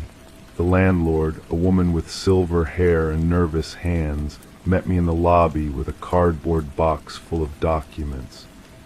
"Previous tenants sometimes ask about the history," she said, though her tone suggested they usually didn't dig this deep. The building was constructed in the early 70s, nothing remarkable about the architecture or the neighborhood, but the tenant records told a different story. My apartment had an unusual turnover rate. People rarely stayed longer than a year or two. Most gave standard reasons for leaving: job relocations, relationship changes, the usual city migrations. One name appeared 3 times in the records, a woman who'd lived in my unit at different periods over the past decade, always for brief stretches. The landlord's notes mentioned maintenance issues and tenant concerns about security, but no specifics. I found her through social media. She agreed to meet at a coffee shop downtown, though she seemed reluctant when I mentioned the apartment number.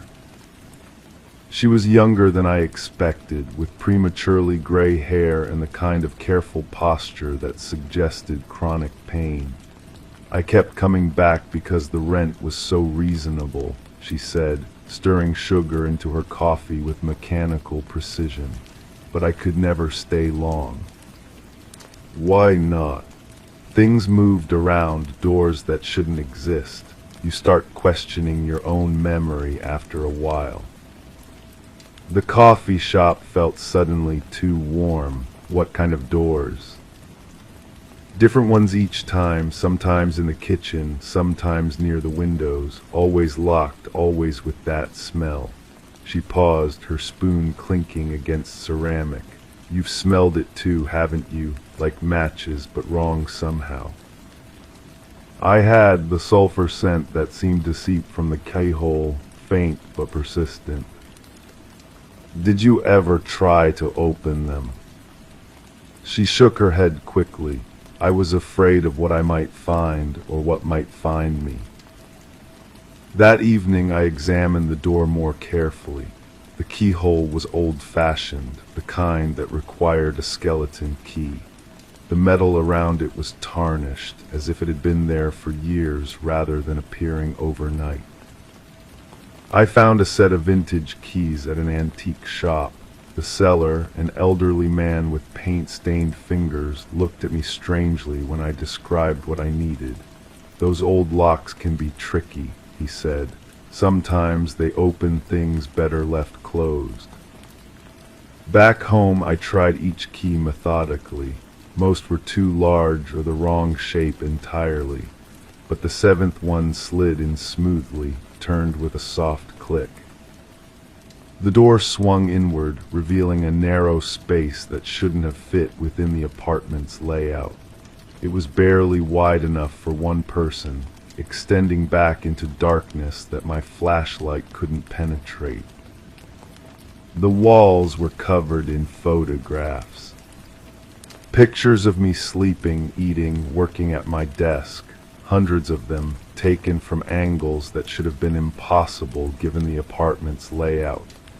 Some showed me doing things I didn't remember, conversations with people I didn't recognize, visits to places I'd never been.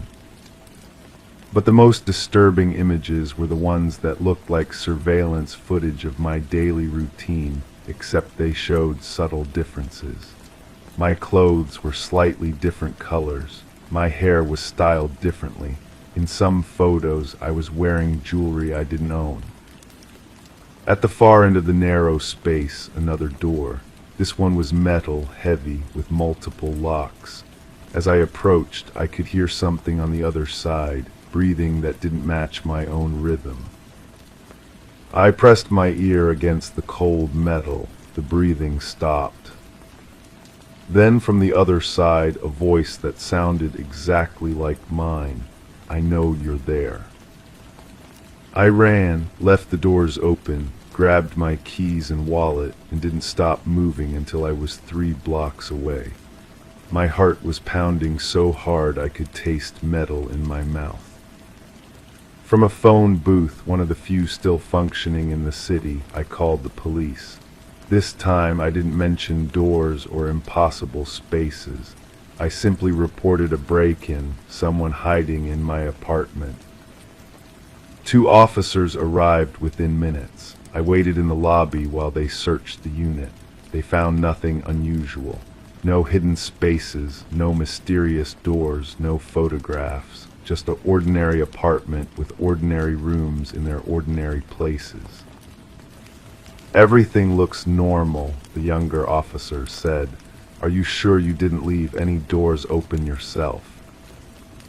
I wasn't sure of anything anymore. That night I stayed in a hotel. The next morning I went back to pack my things. The hallway looked exactly as it had when I first moved in. No extra doors, no keyholes, no sulfur smell. But on my nightstand I found a photograph I'd never seen before. It showed me standing in front of a door that no longer existed, key in hand, about to unlock something that was never there. In the photo I was smiling. I moved out that afternoon, found a new apartment across town, threw away anything that might remind me of that place. But sometimes, in the middle of the night, I catch myself checking the walls for doors that shouldn't exist. The documentary series I'd been researching was about people who disappeared without explanation.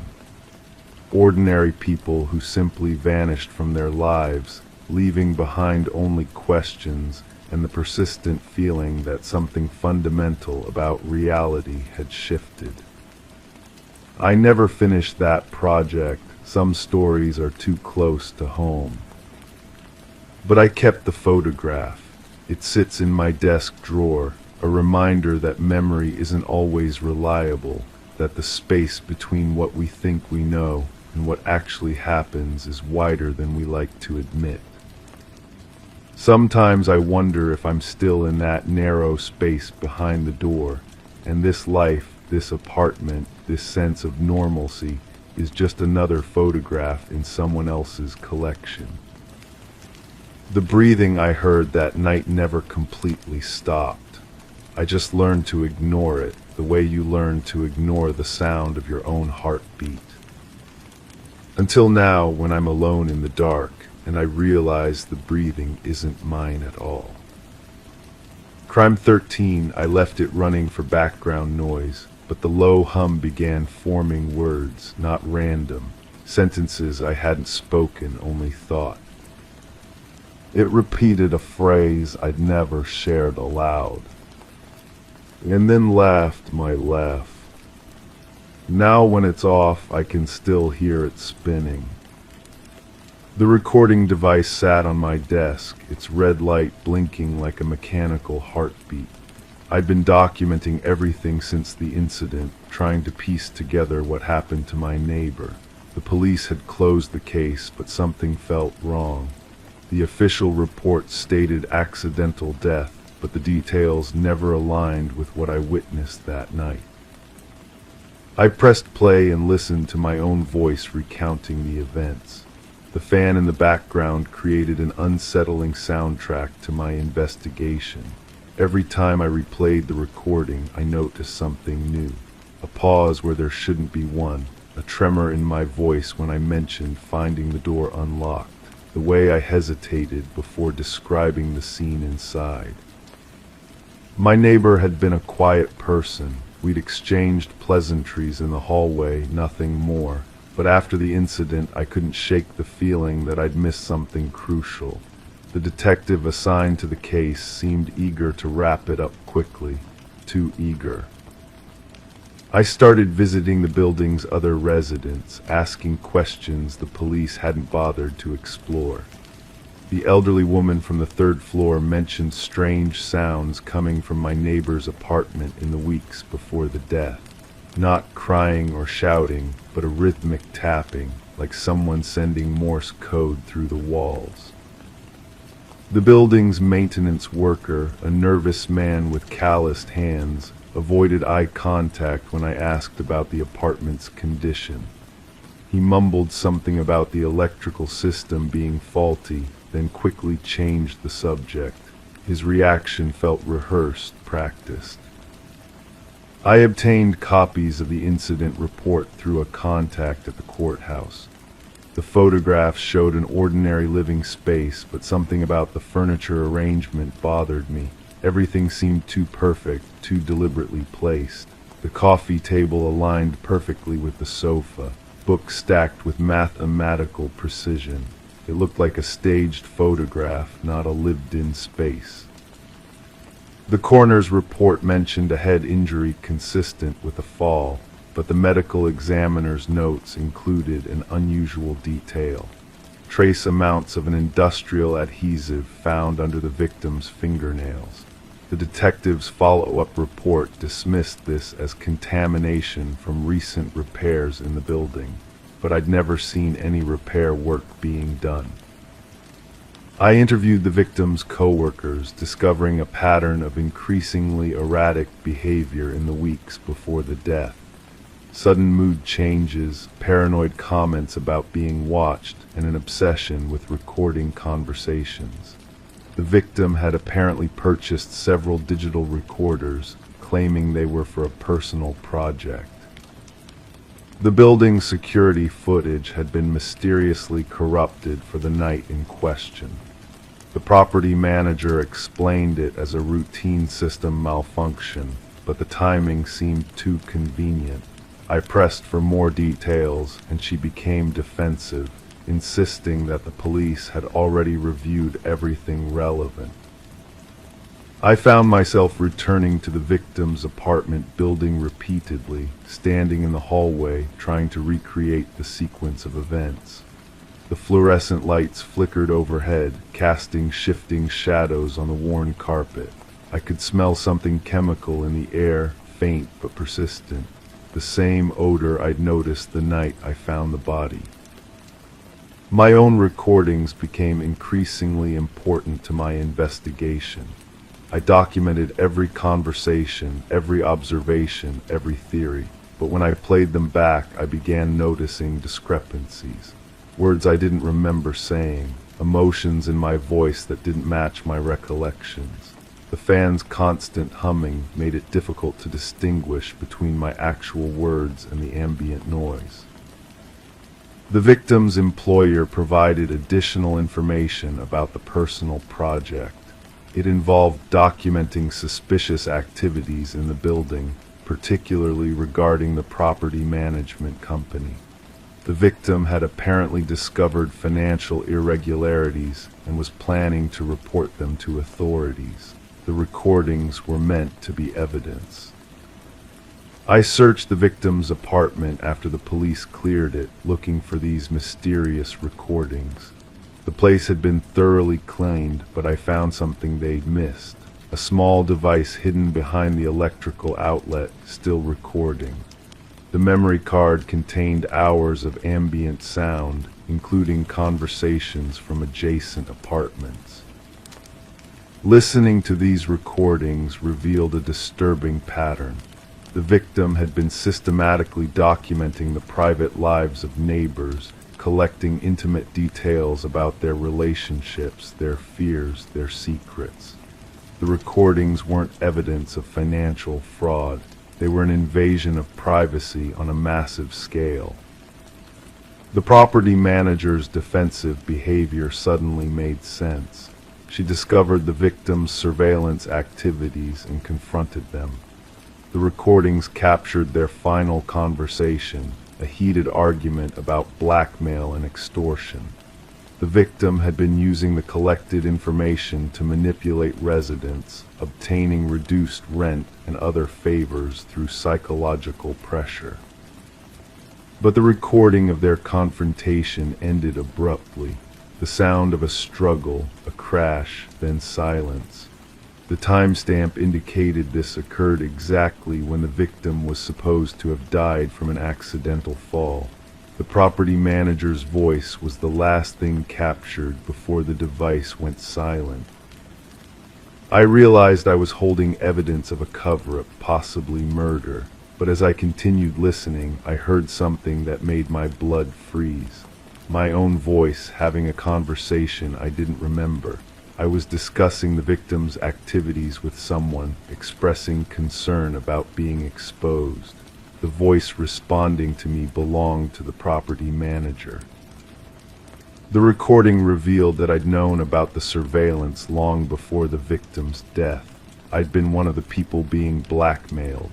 The victim had recordings of me discussing illegal activities, conversations that could have destroyed my reputation and career.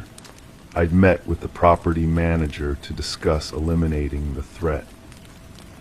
My documented investigation wasn't about seeking justice. It was about covering my tracks, ensuring that the official story remained unchanged. The police detective who'd rushed to close the case was someone I'd worked with before, someone who owed me favors. The corrupted security footage, the staged apartment, the dismissive attitude toward evidence, all orchestrated to protect myself and others involved. The fan continued running in the background as I listened to my own voice planning the victim's death. The mechanical hum seemed to amplify my words, making them clearer, more damning.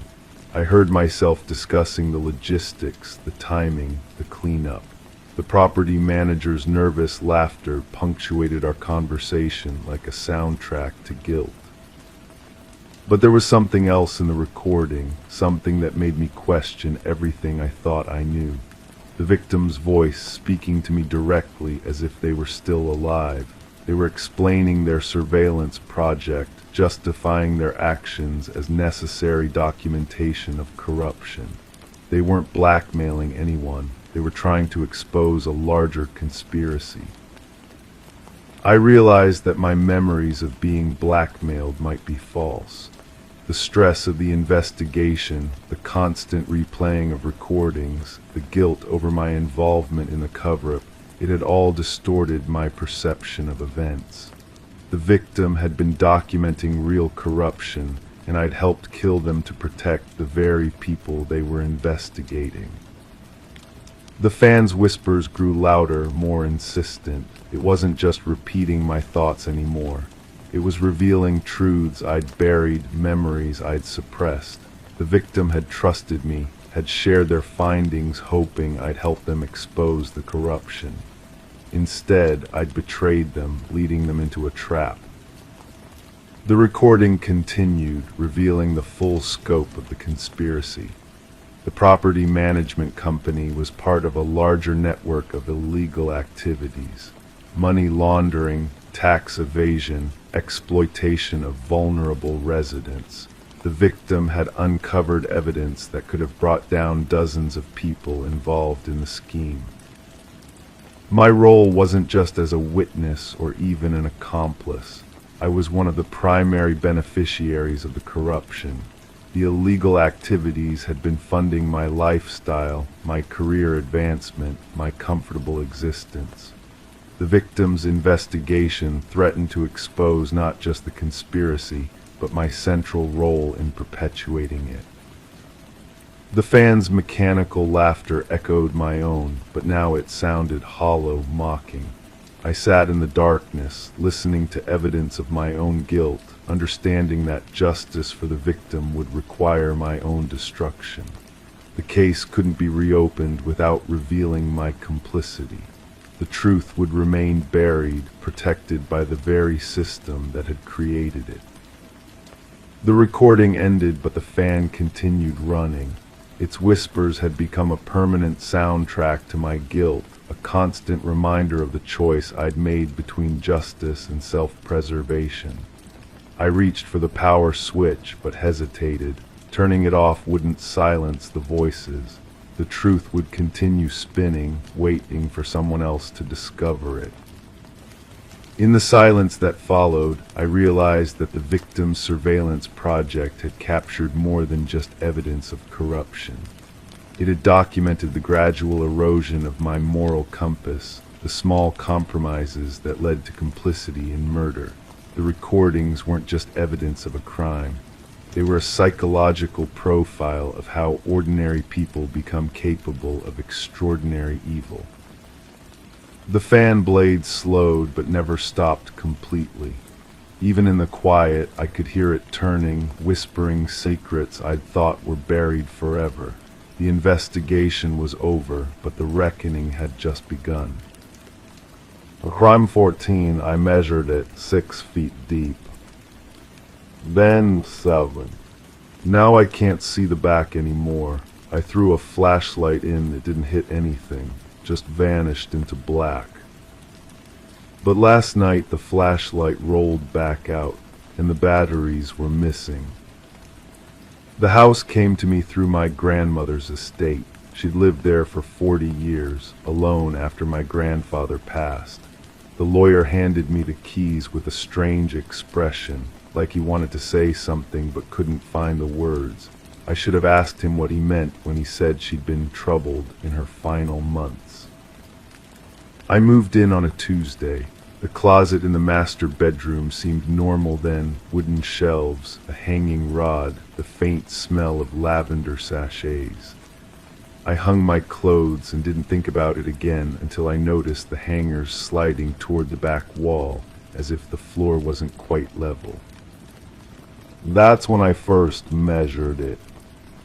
The tape measure stretched 6 feet exactly from the door to the back wall. Standard depth for a bedroom closet, but something felt wrong. The proportions didn't match what I remembered from my childhood visits. I'd hidden in that closet during games of hide-and-seek, curled up in the corner with my knees pressed against what I thought was the back wall. The next morning I measured again, 7 feet. I stared at the tape measure, convinced I'd made an error, but the numbers were clear. I measured 3 more times, each result the same, 7 feet deep. I pressed my palms against the back wall, feeling for loose panels or hidden doors. The drywall felt solid, painted the same off-white as the rest of the house. I called my cousin, the only other family member who'd spent time in grandmother's house.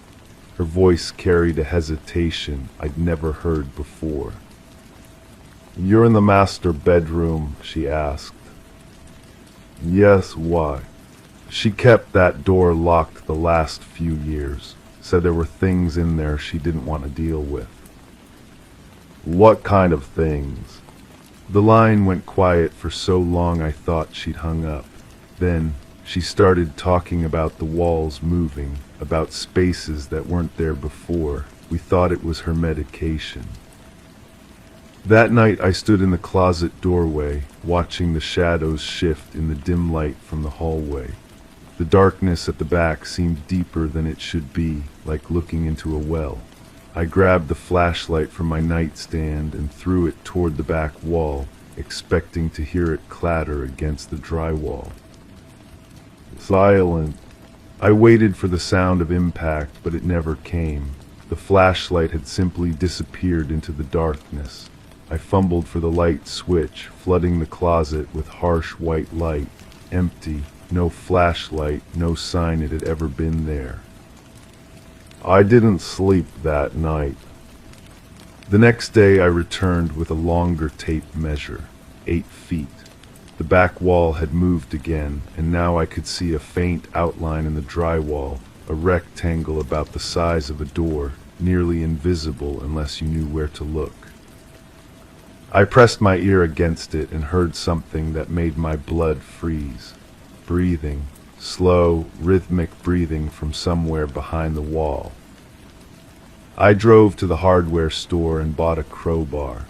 The clerk, an older man with paint-stained fingers, looked at my purchase with concern.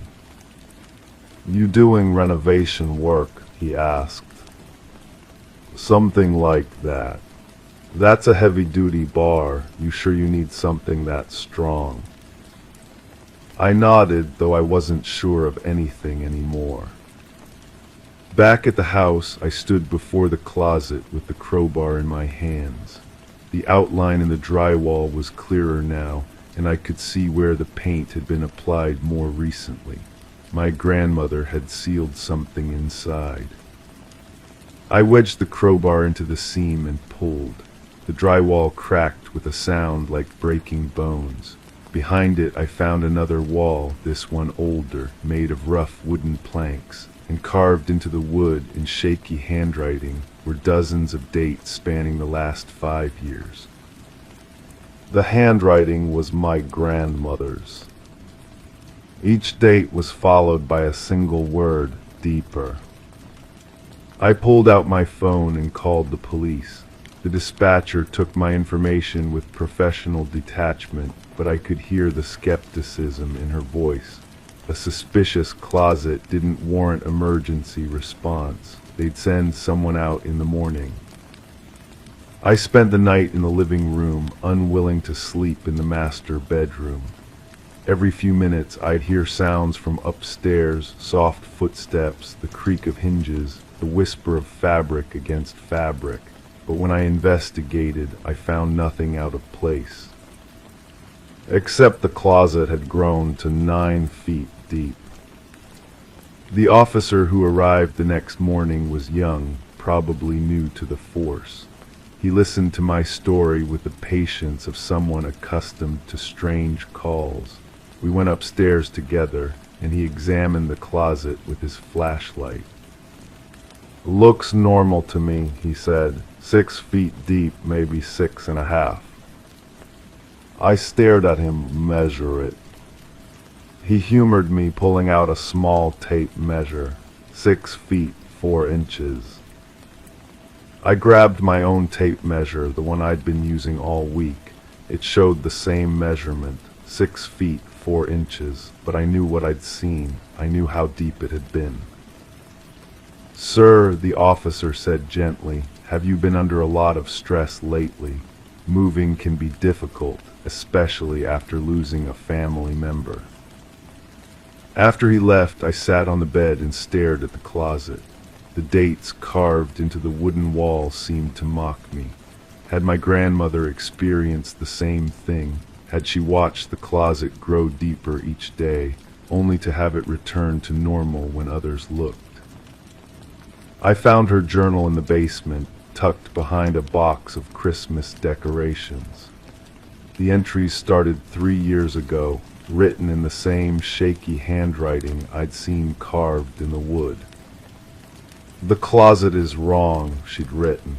"It's deeper than it should be. I can hear something moving back there at night." The entries became more frantic as the months passed. She described measuring the closet obsessively, finding it deeper each time. She wrote about sealing the back wall with drywall, hoping to contain whatever was behind it. "It's not working," read one entry. "The wall keeps moving.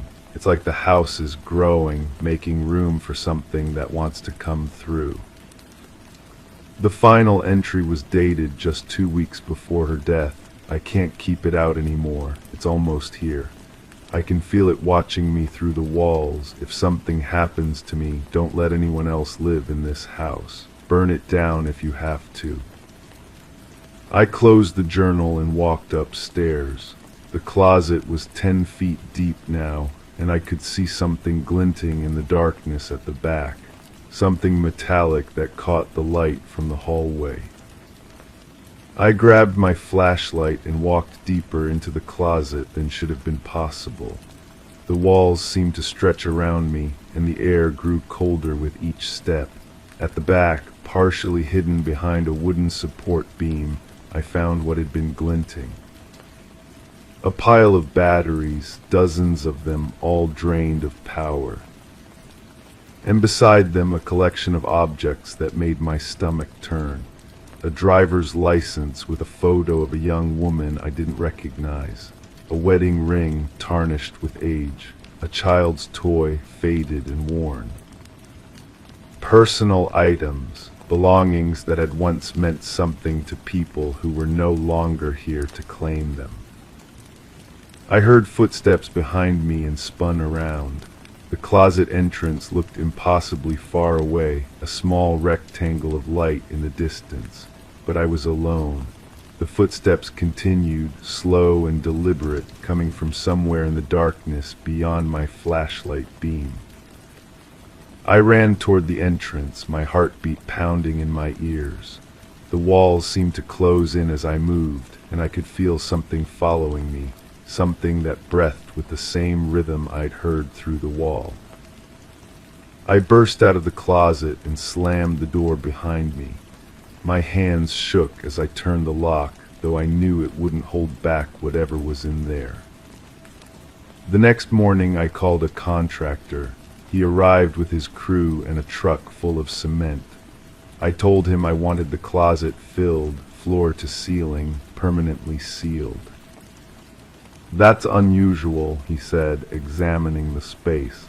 "Why would you want to seal off storage space?" "Just do it," I said, "please." He quoted me a price that emptied my savings account. I agreed immediately. The work took 2 days. They filled the entire closet with concrete, creating a solid wall where the door had been. I watched them work, feeling a mix of relief and guilt. I was trapping something inside, but I was also protecting whoever might live in the house after me. That night I heard the sounds again, footsteps, the whisper of fabric, but now they came from the walls themselves, as if something was moving through the spaces between the rooms. I packed my belongings and left the house that same night. I put it on the market the next week, pricing it well below market value. It sold within days to a young couple who seemed thrilled by the bargain.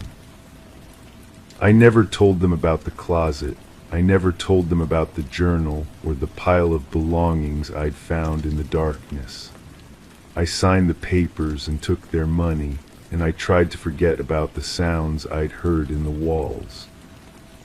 But sometimes, late at night, I wonder if I made the right choice. I wonder if the concrete held, or if the house found another way to grow deeper. I wonder about the young couple who bought it, and whether they've noticed any strange sounds. Most of all, I wonder about the pile of belongings I'd found in the darkness. Personal items from people who were no longer here to claim them. I never reported them to the police. I never tried to identify the owners. I just sealed them away with concrete and concrete dust. And now, months later, I've started finding things in my new apartment. Small items that don't belong to me. A pen I've never seen before. A hair tie that isn't mine. A key that doesn't fit any lock I own. They appear in my closet, right at the back, as if they'd been there all along. I measured my new closet when I moved in, 6 feet deep. Yesterday I measured it again. 7 feet. The tape measure trembles in my hands as I stare at the numbers. The closet is growing deeper, just like the one in my grandmother's house. And at the back, barely visible in the shadows, I can see something glinting in the darkness. Something metallic that catches the light from the hallway. I know I should measure it again tomorrow. I know I should call someone, tell them what's happening. But I also know that no one will believe me. The closet will return to normal when others look, just like it did before. Instead, I sit on my bed and stare at the closet door. I listen to the sounds coming from within, soft footsteps, the whisper of fabric, the slow rhythm of breathing that matches my own heartbeat. And I wonder if this is how it started for my grandmother. If she once sat in this same position, watching her closet grow deeper each day, knowing that something was coming through from the other side. Something that collects the belongings of people who are no longer here to claim them. Something that's been waiting patiently behind the walls, growing stronger with each passing day. Something that's almost here. Crime 15, I walked past quickly but stopped. The reflection wasn't my living room. The layout was similar but wrong. Different pictures on the wall, a stain on the floor I didn't recognize. I stood still, the reflection didn't. It walked away. The incident haunted me for weeks. I kept returning to that window, studying the glass, checking for distortions. But the reflection remained stubbornly mine. My furniture, my walls, my life staring back at me with familiar emptiness. I had been walking through the downtown district that evening, returning from another failed job interview. The stress of unemployment had been weighing heavily on my mind, making me notice things that usually escaped my attention. The reflection in that storefront window had seemed so real, so immediate. Yet when I tried to rationalize it later, it felt like a trick of tired eyes and strained nerves. But something about that stain on the floor wouldn't leave me alone. It had been dark, irregular, positioned near what would have been my coffee table. In my actual apartment, that spot was clean, unmarked by anything more significant than the occasional water ring from a forgotten glass. I started visiting the area more frequently, always during the same time of evening. The storefront belonged to a small electronics repair shop that closed early. The owner, a heavy-set man with calloused hands, became suspicious of my lingering presence. He would watch me through the glass, his expression growing more concerned with each visit. One evening he stepped outside while I was examining the window again. His voice carried a tremor of nervousness when he spoke. He asked if I was looking for something specific, if there was a problem with his display. I tried to explain about the reflection, but the words sounded hollow even to my own ears. He nodded politely and retreated inside, but I noticed him making a phone call shortly after. The next day I discovered something that changed everything. While cleaning out old boxes in my apartment, I found a collection of photographs from the previous tenant. They had been tucked behind a loose baseboard in the bedroom closet. The photos showed the same apartment, but arranged differently. Different furniture, different decorations, and there, in several images, was a dark stain on the living room floor. The stain was exactly where I had seen it in the reflection. I contacted the landlord asking about the previous tenant. His response was evasive, filled with long pauses and careful word choices. He mentioned that the apartment had been vacant for several months before I moved in. There had been some cleaning issues, he admitted, but nothing that would affect my tenancy. When I pressed for more details, he became increasingly uncomfortable. He mentioned that there had been an incident, but the matter had been resolved through proper channels. The way he emphasized proper channels suggested that whatever had happened was anything but proper. I began researching local news archives, searching for any reports of incidents in my building.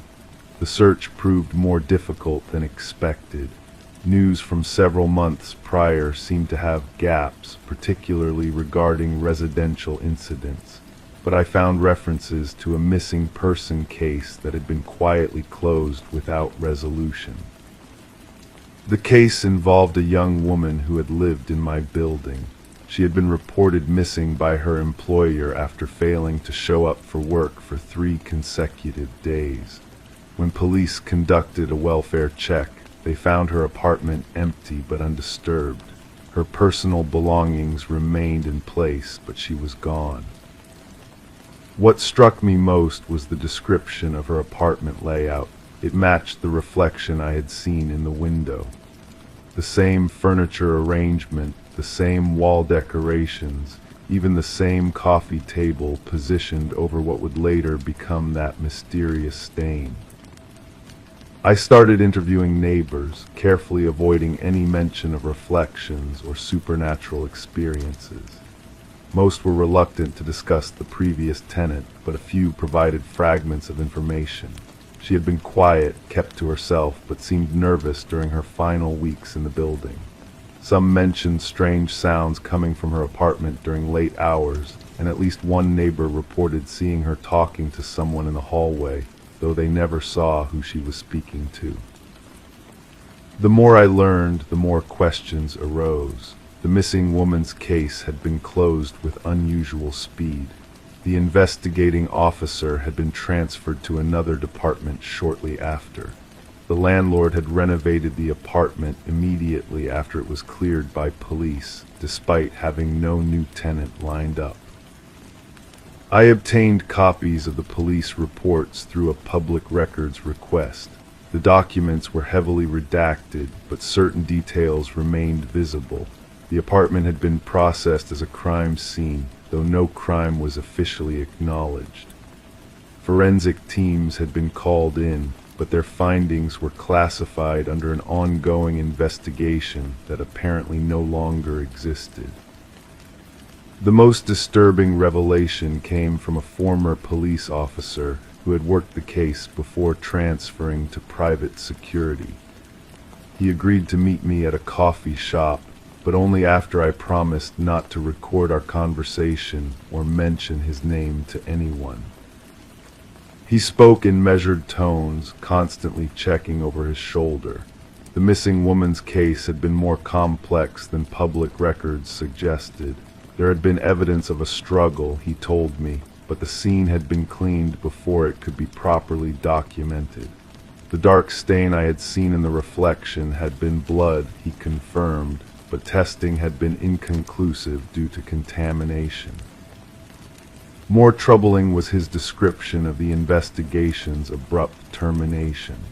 Orders had come from higher up the chain of command, he explained, citing jurisdictional issues that made no sense to the officers involved. The case files had been transferred to federal authorities, but no federal agency ever claimed responsibility for the investigation. The officer's final words stayed with me long after our meeting ended. He mentioned that the missing woman had been making inquiries about previous tenants in the building, just as I was doing. She had been asking questions about disappearances, about people who had lived in various apartments and then vanished without explanation. I returned to my apartment that night with a new understanding of the reflection I had seen.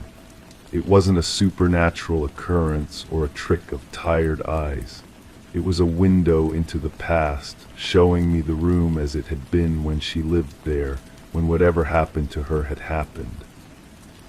But understanding the reflection raised more questions than it answered. If I could see her room through that window, what else might be visible? How many other apartments in the building held similar secrets? How many other tenants had simply vanished, leaving behind only cleaned floors and redacted police reports? I began documenting everything I could find about the building's history. Tenant records, maintenance logs, police reports, even utility connection and disconnection dates. A pattern emerged that was both subtle and disturbing. Every few years, a tenant would disappear without explanation. Always quiet individuals who kept to themselves, always followed by immediate renovations and quick re-rentals. The pattern suggested something systematic, something organized, but organized by whom? The landlord seemed genuinely nervous when questioned, more victim than perpetrator.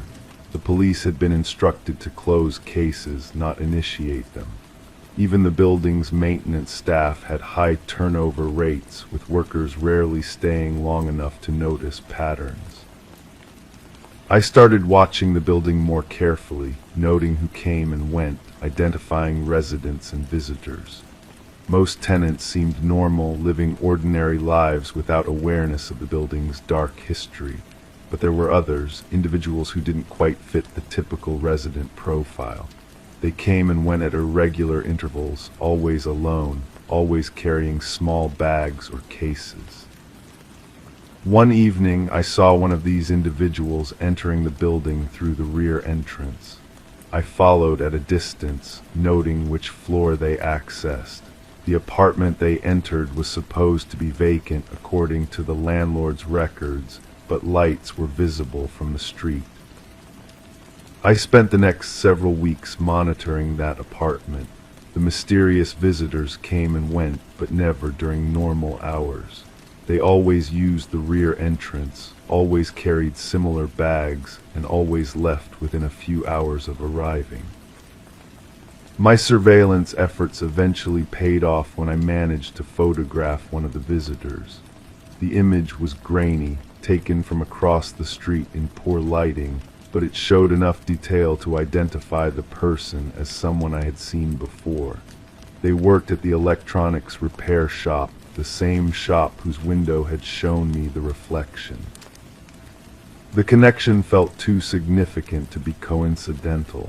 I began watching the repair shop more closely, noting its customers, its operating hours, its unusual evening activities. The shop stayed open late on certain nights, despite posted hours that suggested it should be closed. During these extended hours, the same individuals I had seen entering the building would visit the shop. I realized I was observing some kind of network, a group of people connected by activities that required secrecy and coordination. The missing woman had stumbled onto this network just as I was doing. Her inquiries about previous tenants had brought her too close to something that couldn't be exposed. The reflection in the window had been her final message, a glimpse of the truth preserved in glass and light. But now I faced the same choice she had faced. I could continue investigating, risking the same fate that had befallen her. Or I could stop, accept the official explanations, and live with the knowledge that justice would remain forever out of reach. I chose to continue, but with greater caution. I documented everything I discovered, storing copies in multiple locations.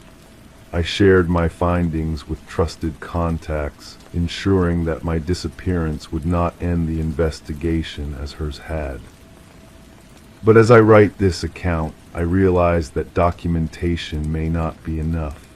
The network I've uncovered operates with protection from above, with the ability to close investigations and transfer inconvenient officers. My research has revealed the scope of their operation, but not their ultimate purpose or their source of protection. The reflection in the window has stopped appearing.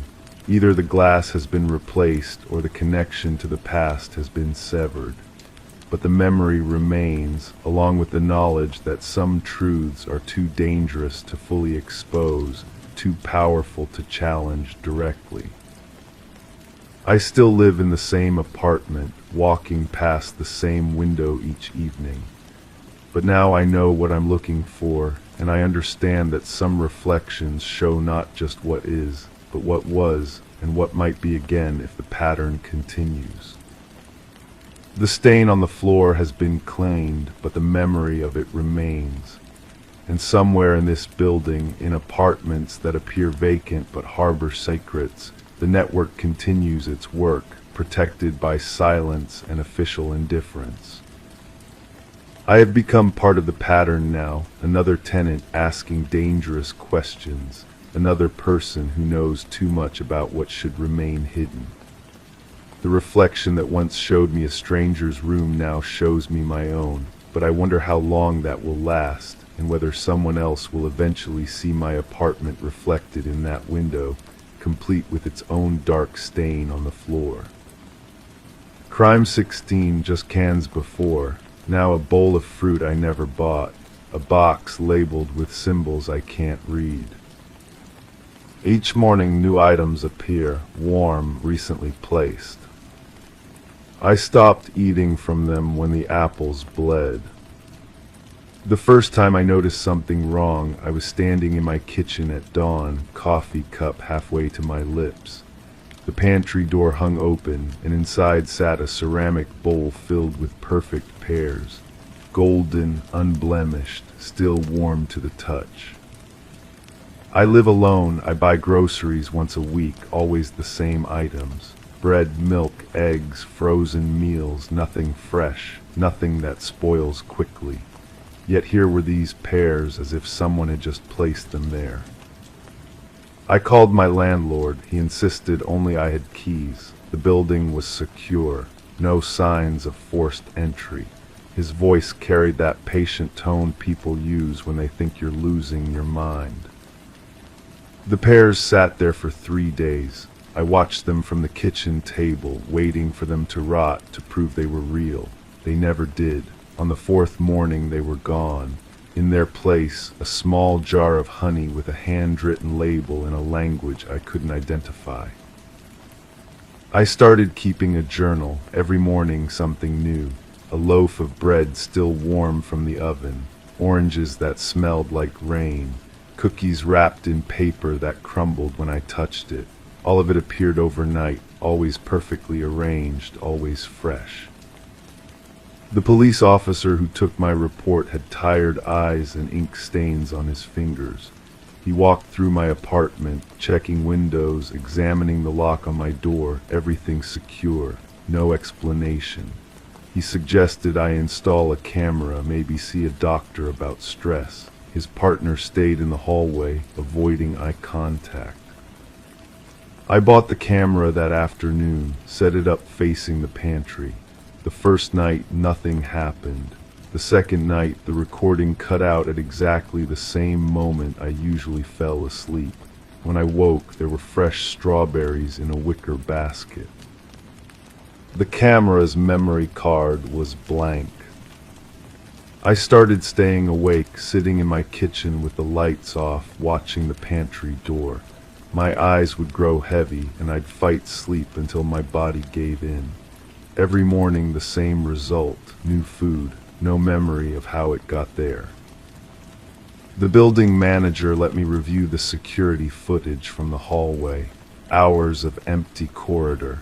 No one entered or left my apartment, yet the food kept appearing. I moved the camera to different positions, aimed it at the front door, the windows, the pantry from various angles. The result was always the same. The recording would stop and I'd wait to find something new. The breakthrough came when I noticed the smell, not the food itself, but something else. A faint scent of cigarettes clinging to the items, the same brand my upstairs neighbor smoked. I'd smell it in the hallway sometimes, seeping through the walls. I knocked on his door. He answered in a bathrobe, hair disheveled, eyes red-rimmed. When I mentioned the food, his face went pale. He invited me in, hands shaking as he poured coffee. His apartment was a mirror image of mine, but cluttered. Newspapers stacked on every surface, empty takeout containers, and in his kitchen an identical pantry, empty except for a single can of soup. He told me about the sleepwalking, how he'd started again after years of it stopping, how he'd wake up in strange places, sometimes outside, sometimes in the building's basement, how he'd found keys in his pocket that he didn't remember picking up. The building manager had given him a master key when he'd agreed to help with minor repairs. Something he'd forgotten about until he found it clutched in his hand one morning, along with a receipt for groceries he didn't remember buying. He showed me the receipts, dozens of them, all for small amounts of fresh food, all purchased at a store 3 blocks away, all dated on nights when I'd found new items in my pantry. The security footage from the store showed him shopping, but his movements were strange, mechanical. He walked with the stiff gait of someone not fully awake, selecting items with deliberate care. His eyes never focused on anything, staring straight ahead as he moved through the aisles. We sat in his kitchen, both of us processing what this meant. He'd been entering my apartment while sleepwalking, leaving food, then returning to his own place with no memory of it. The warm items, the perfect arrangement, the timing, all explained by a man who didn't know what he was doing. But that wasn't the end of it. The next morning there were apples in my pantry. When I bit into one, it bled, not juice. Blood, real blood that stained my teeth and filled my mouth with the taste of copper. I ran upstairs, pounded on his door, no answer. The manager let me in with his key. The apartment was empty, not just unoccupied, but cleared out. No furniture, no newspapers, no trace that anyone had ever lived there. The manager insisted the apartment had been vacant for months. No tenant, no repairs, no master key given to anyone. When I described the man I'd spoken to, he shook his head. No one matching that description had ever rented the space. I checked the store receipts again. The dates were wrong, not from recent weeks, but from years ago. The paper was yellowed, the ink faded. Some of the items listed hadn't been sold in that store for decades. The security footage I'd seen didn't exist. The store's system had been replaced years ago, and the old recordings had been destroyed. There was no record of the man I'd described, no footage of anyone matching his appearance. I moved out of the apartment the next week. The pantry had filled with items I'd never seen before. Jars of preserves with labels in languages that might not exist. Bread that crumbled to dust when touched. Fruit that moved when I wasn't looking directly at it. The new tenant called me a month later. She'd found my number in a notebook I'd left behind. She wanted to know if I'd experienced anything unusual in the apartment. Her voice was shaking. I told her about the cameras, the broken recordings, the food that appeared overnight. She listened without interrupting, breathing heavily into the phone. When I finished, she was quiet for a long moment. Then she asked about the man upstairs, the one who'd been leaving her gifts, fresh flowers, homemade cookies, little notes written in a language she couldn't read. I hung up the phone and never answered when she called back. The dreams started after that, always the same scene. I'm standing in my old kitchen, watching the pantry door. It opens slowly and a figure steps out. Not the man I'd met, but something else. Something that wears his face but moves wrong, breathes wrong, exists in a space that shouldn't contain it. In the dream, I reach for the food it's left behind. Perfect fruit, warm bread, honey that tastes like memory. And as I eat, I realize I'm not in my apartment anymore. I'm somewhere else entirely, somewhere that looks like my kitchen but feels hollow, constructed from the fragments of a place that never truly existed. I wake before I can see what happens next, but sometimes, in the morning light filtering through my new apartment's windows, I smell cigarettes. The same brand, the same scent that clung to the food I never bought. And I wonder if the man upstairs was ever real at all, or if I created him from the need to explain something that has no explanation. If the receipts and the footage and the conversations were all part of a story I told myself to make sense of the impossible. The pantry in my new apartment is empty. I keep it locked, though I know locks don't matter, not really, because somewhere in a space between sleeping and waking, someone is still shopping for groceries, still climbing stairs to apartments that may not exist, still leaving gifts for people who may not deserve them. The apples bled because I wanted them to, because I needed a reason to stop believing in the comfort of small mysteries. Because sometimes the only way to end a story is to make it too terrible to continue.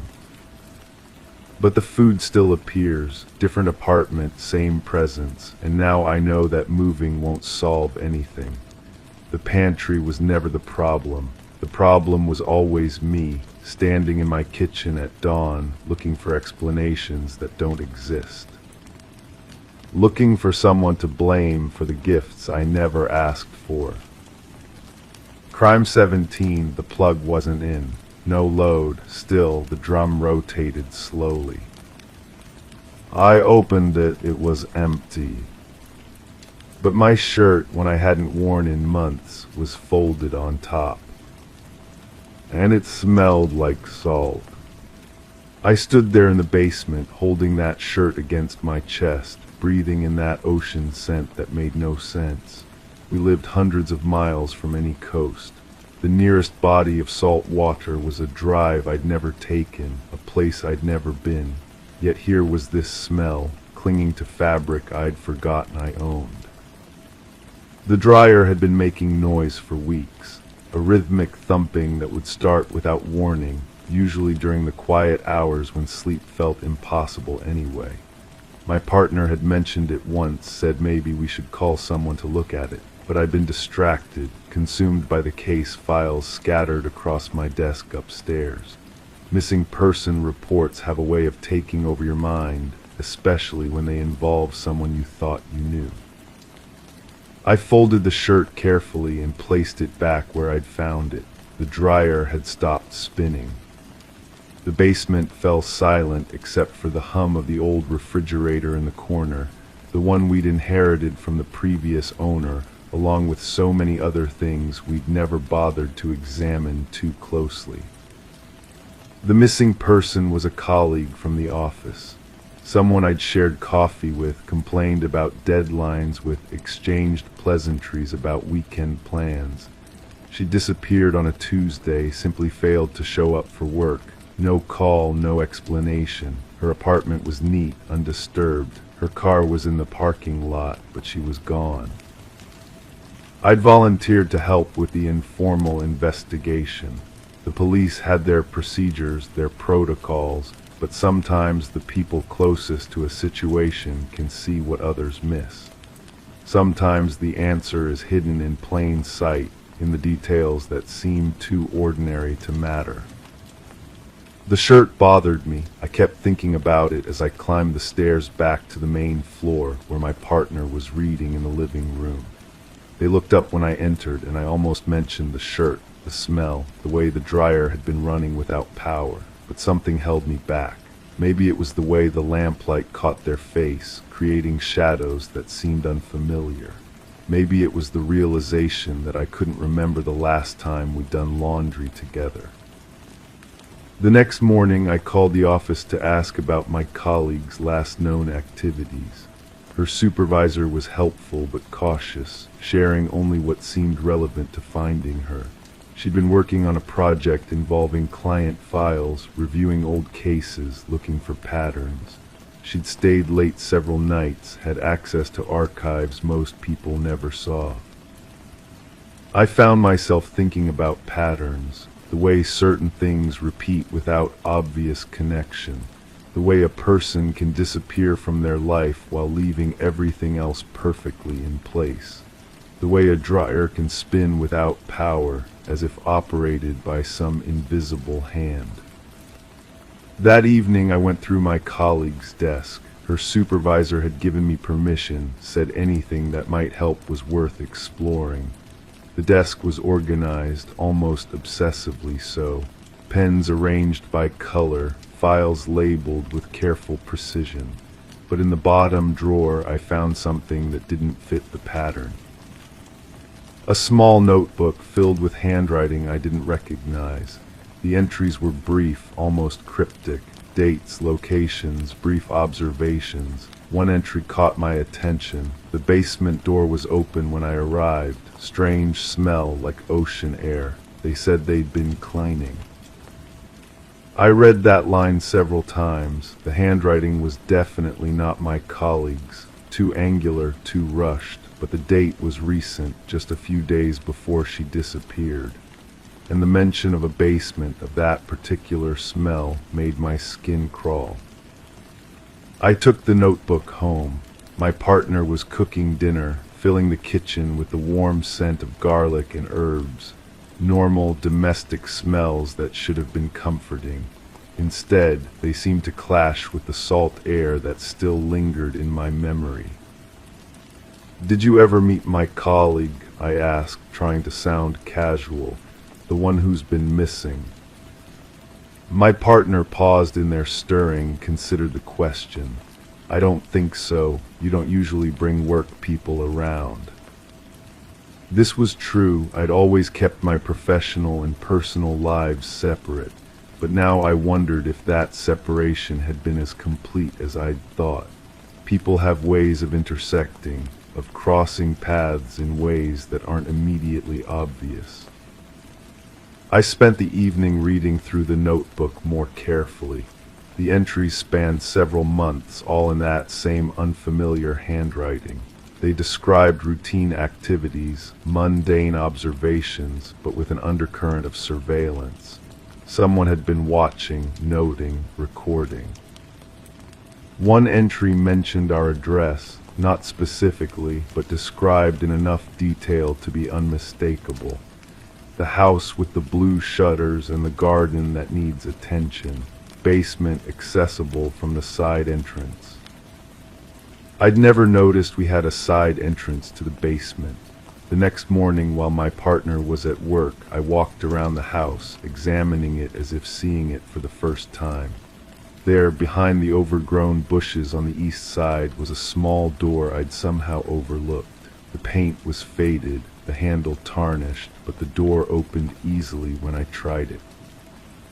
It led directly to the basement, to a corner I rarely visited. The air was stale, heavy with that salt smell that was becoming familiar.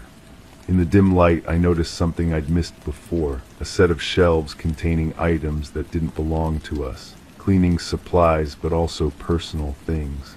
A hairbrush, a coffee mug, a small framed photograph of a woman I didn't recognize.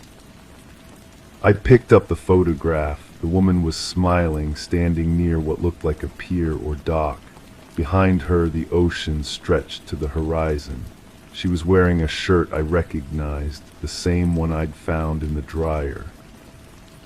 The basement suddenly felt smaller, more oppressive. I realized I'd been hearing footsteps upstairs, slow and deliberate. My partner wasn't supposed to be home.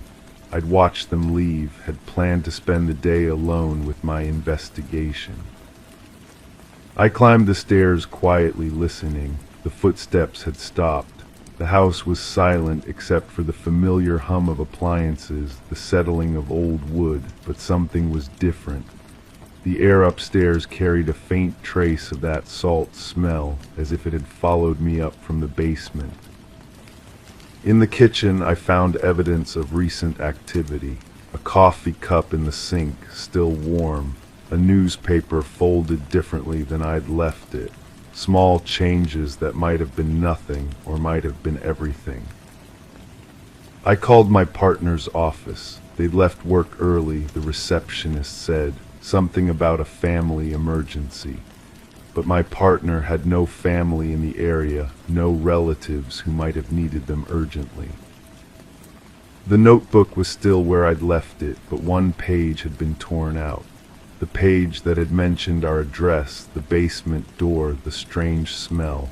Someone had been in the house, had known exactly what to look for. I spent the afternoon trying to reach my partner. Their phone went straight to voicemail. I left messages, casual at first, then increasingly urgent. Where were they? What was the emergency? When would they be home? As evening approached, I found myself back in the basement, staring at the dryer that had started this whole investigation. I opened it again, and the shirt was gone. In its place was a business card, crisp and new. My colleague's name was printed on it, along with a phone number I didn't recognize. I dialed the number. It rang once, twice, then a familiar voice answered. "You're getting close," my partner said, "but you're asking the wrong questions." The line went dead. I sat in the basement, surrounded by the evidence of a life I thought I knew. The shelves with their mysterious contents, the door I'd never noticed, the notebook with its careful observations, the dryer that operated without power, as if controlled by someone who understood its mechanisms better than I did. My partner returned home just as I was preparing to call the police. They looked tired, stressed, but not surprised to find me waiting in the living room with questions they might not want to answer. "Where have you been?" I asked. "Handling things," they said, settling into their usual chair as if nothing had changed. "Some situations require delicate management."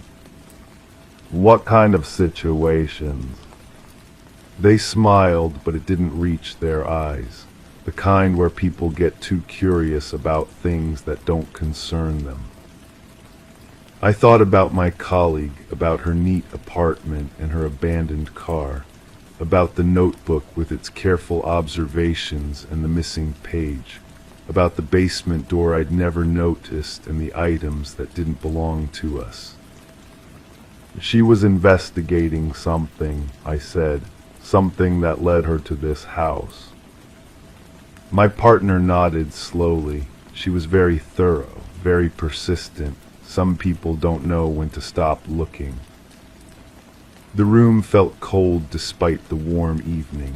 I realized I was afraid, not of what I might discover, but of what I might have been living with all along. The person sitting across from me, the one I'd shared meals with, slept beside, trusted with my life, how much of that had been real. "Is she alive?" I asked. "That depends on how you define alive," my partner said. "She's somewhere safe, somewhere she can't cause any more problems." I looked toward the basement door, thinking about the salt smell, the mysterious items, the dryer that spun without power, about the patterns my colleague had been researching, the connections that might have led her to our house. "You need to understand," my partner continued, "some things are better left undisturbed. Some investigations lead to places that are dangerous for everyone involved." I thought about calling the police, about turning over the notebook and the photograph and all the other evidence I'd collected. But I also thought about the careful way my partner was watching me, the calm certainty in their voice, the implications of what they'd just admitted. "What happens now?" I asked. "That depends on you," they said. "You can keep looking for answers that will only lead to more questions, or you can accept that some mysteries are meant to stay unsolved." The dryer in the basement started up again, its rhythmic thumping echoing through the house. No power, no load, but still it spun, operated by forces I was only beginning to understand. I sat there in the gathering darkness, listening to that mechanical heartbeat, wondering if I was about to disappear too, wondering if I wanted to know the truth badly enough to risk everything, or if ignorance might be the only safety I had left.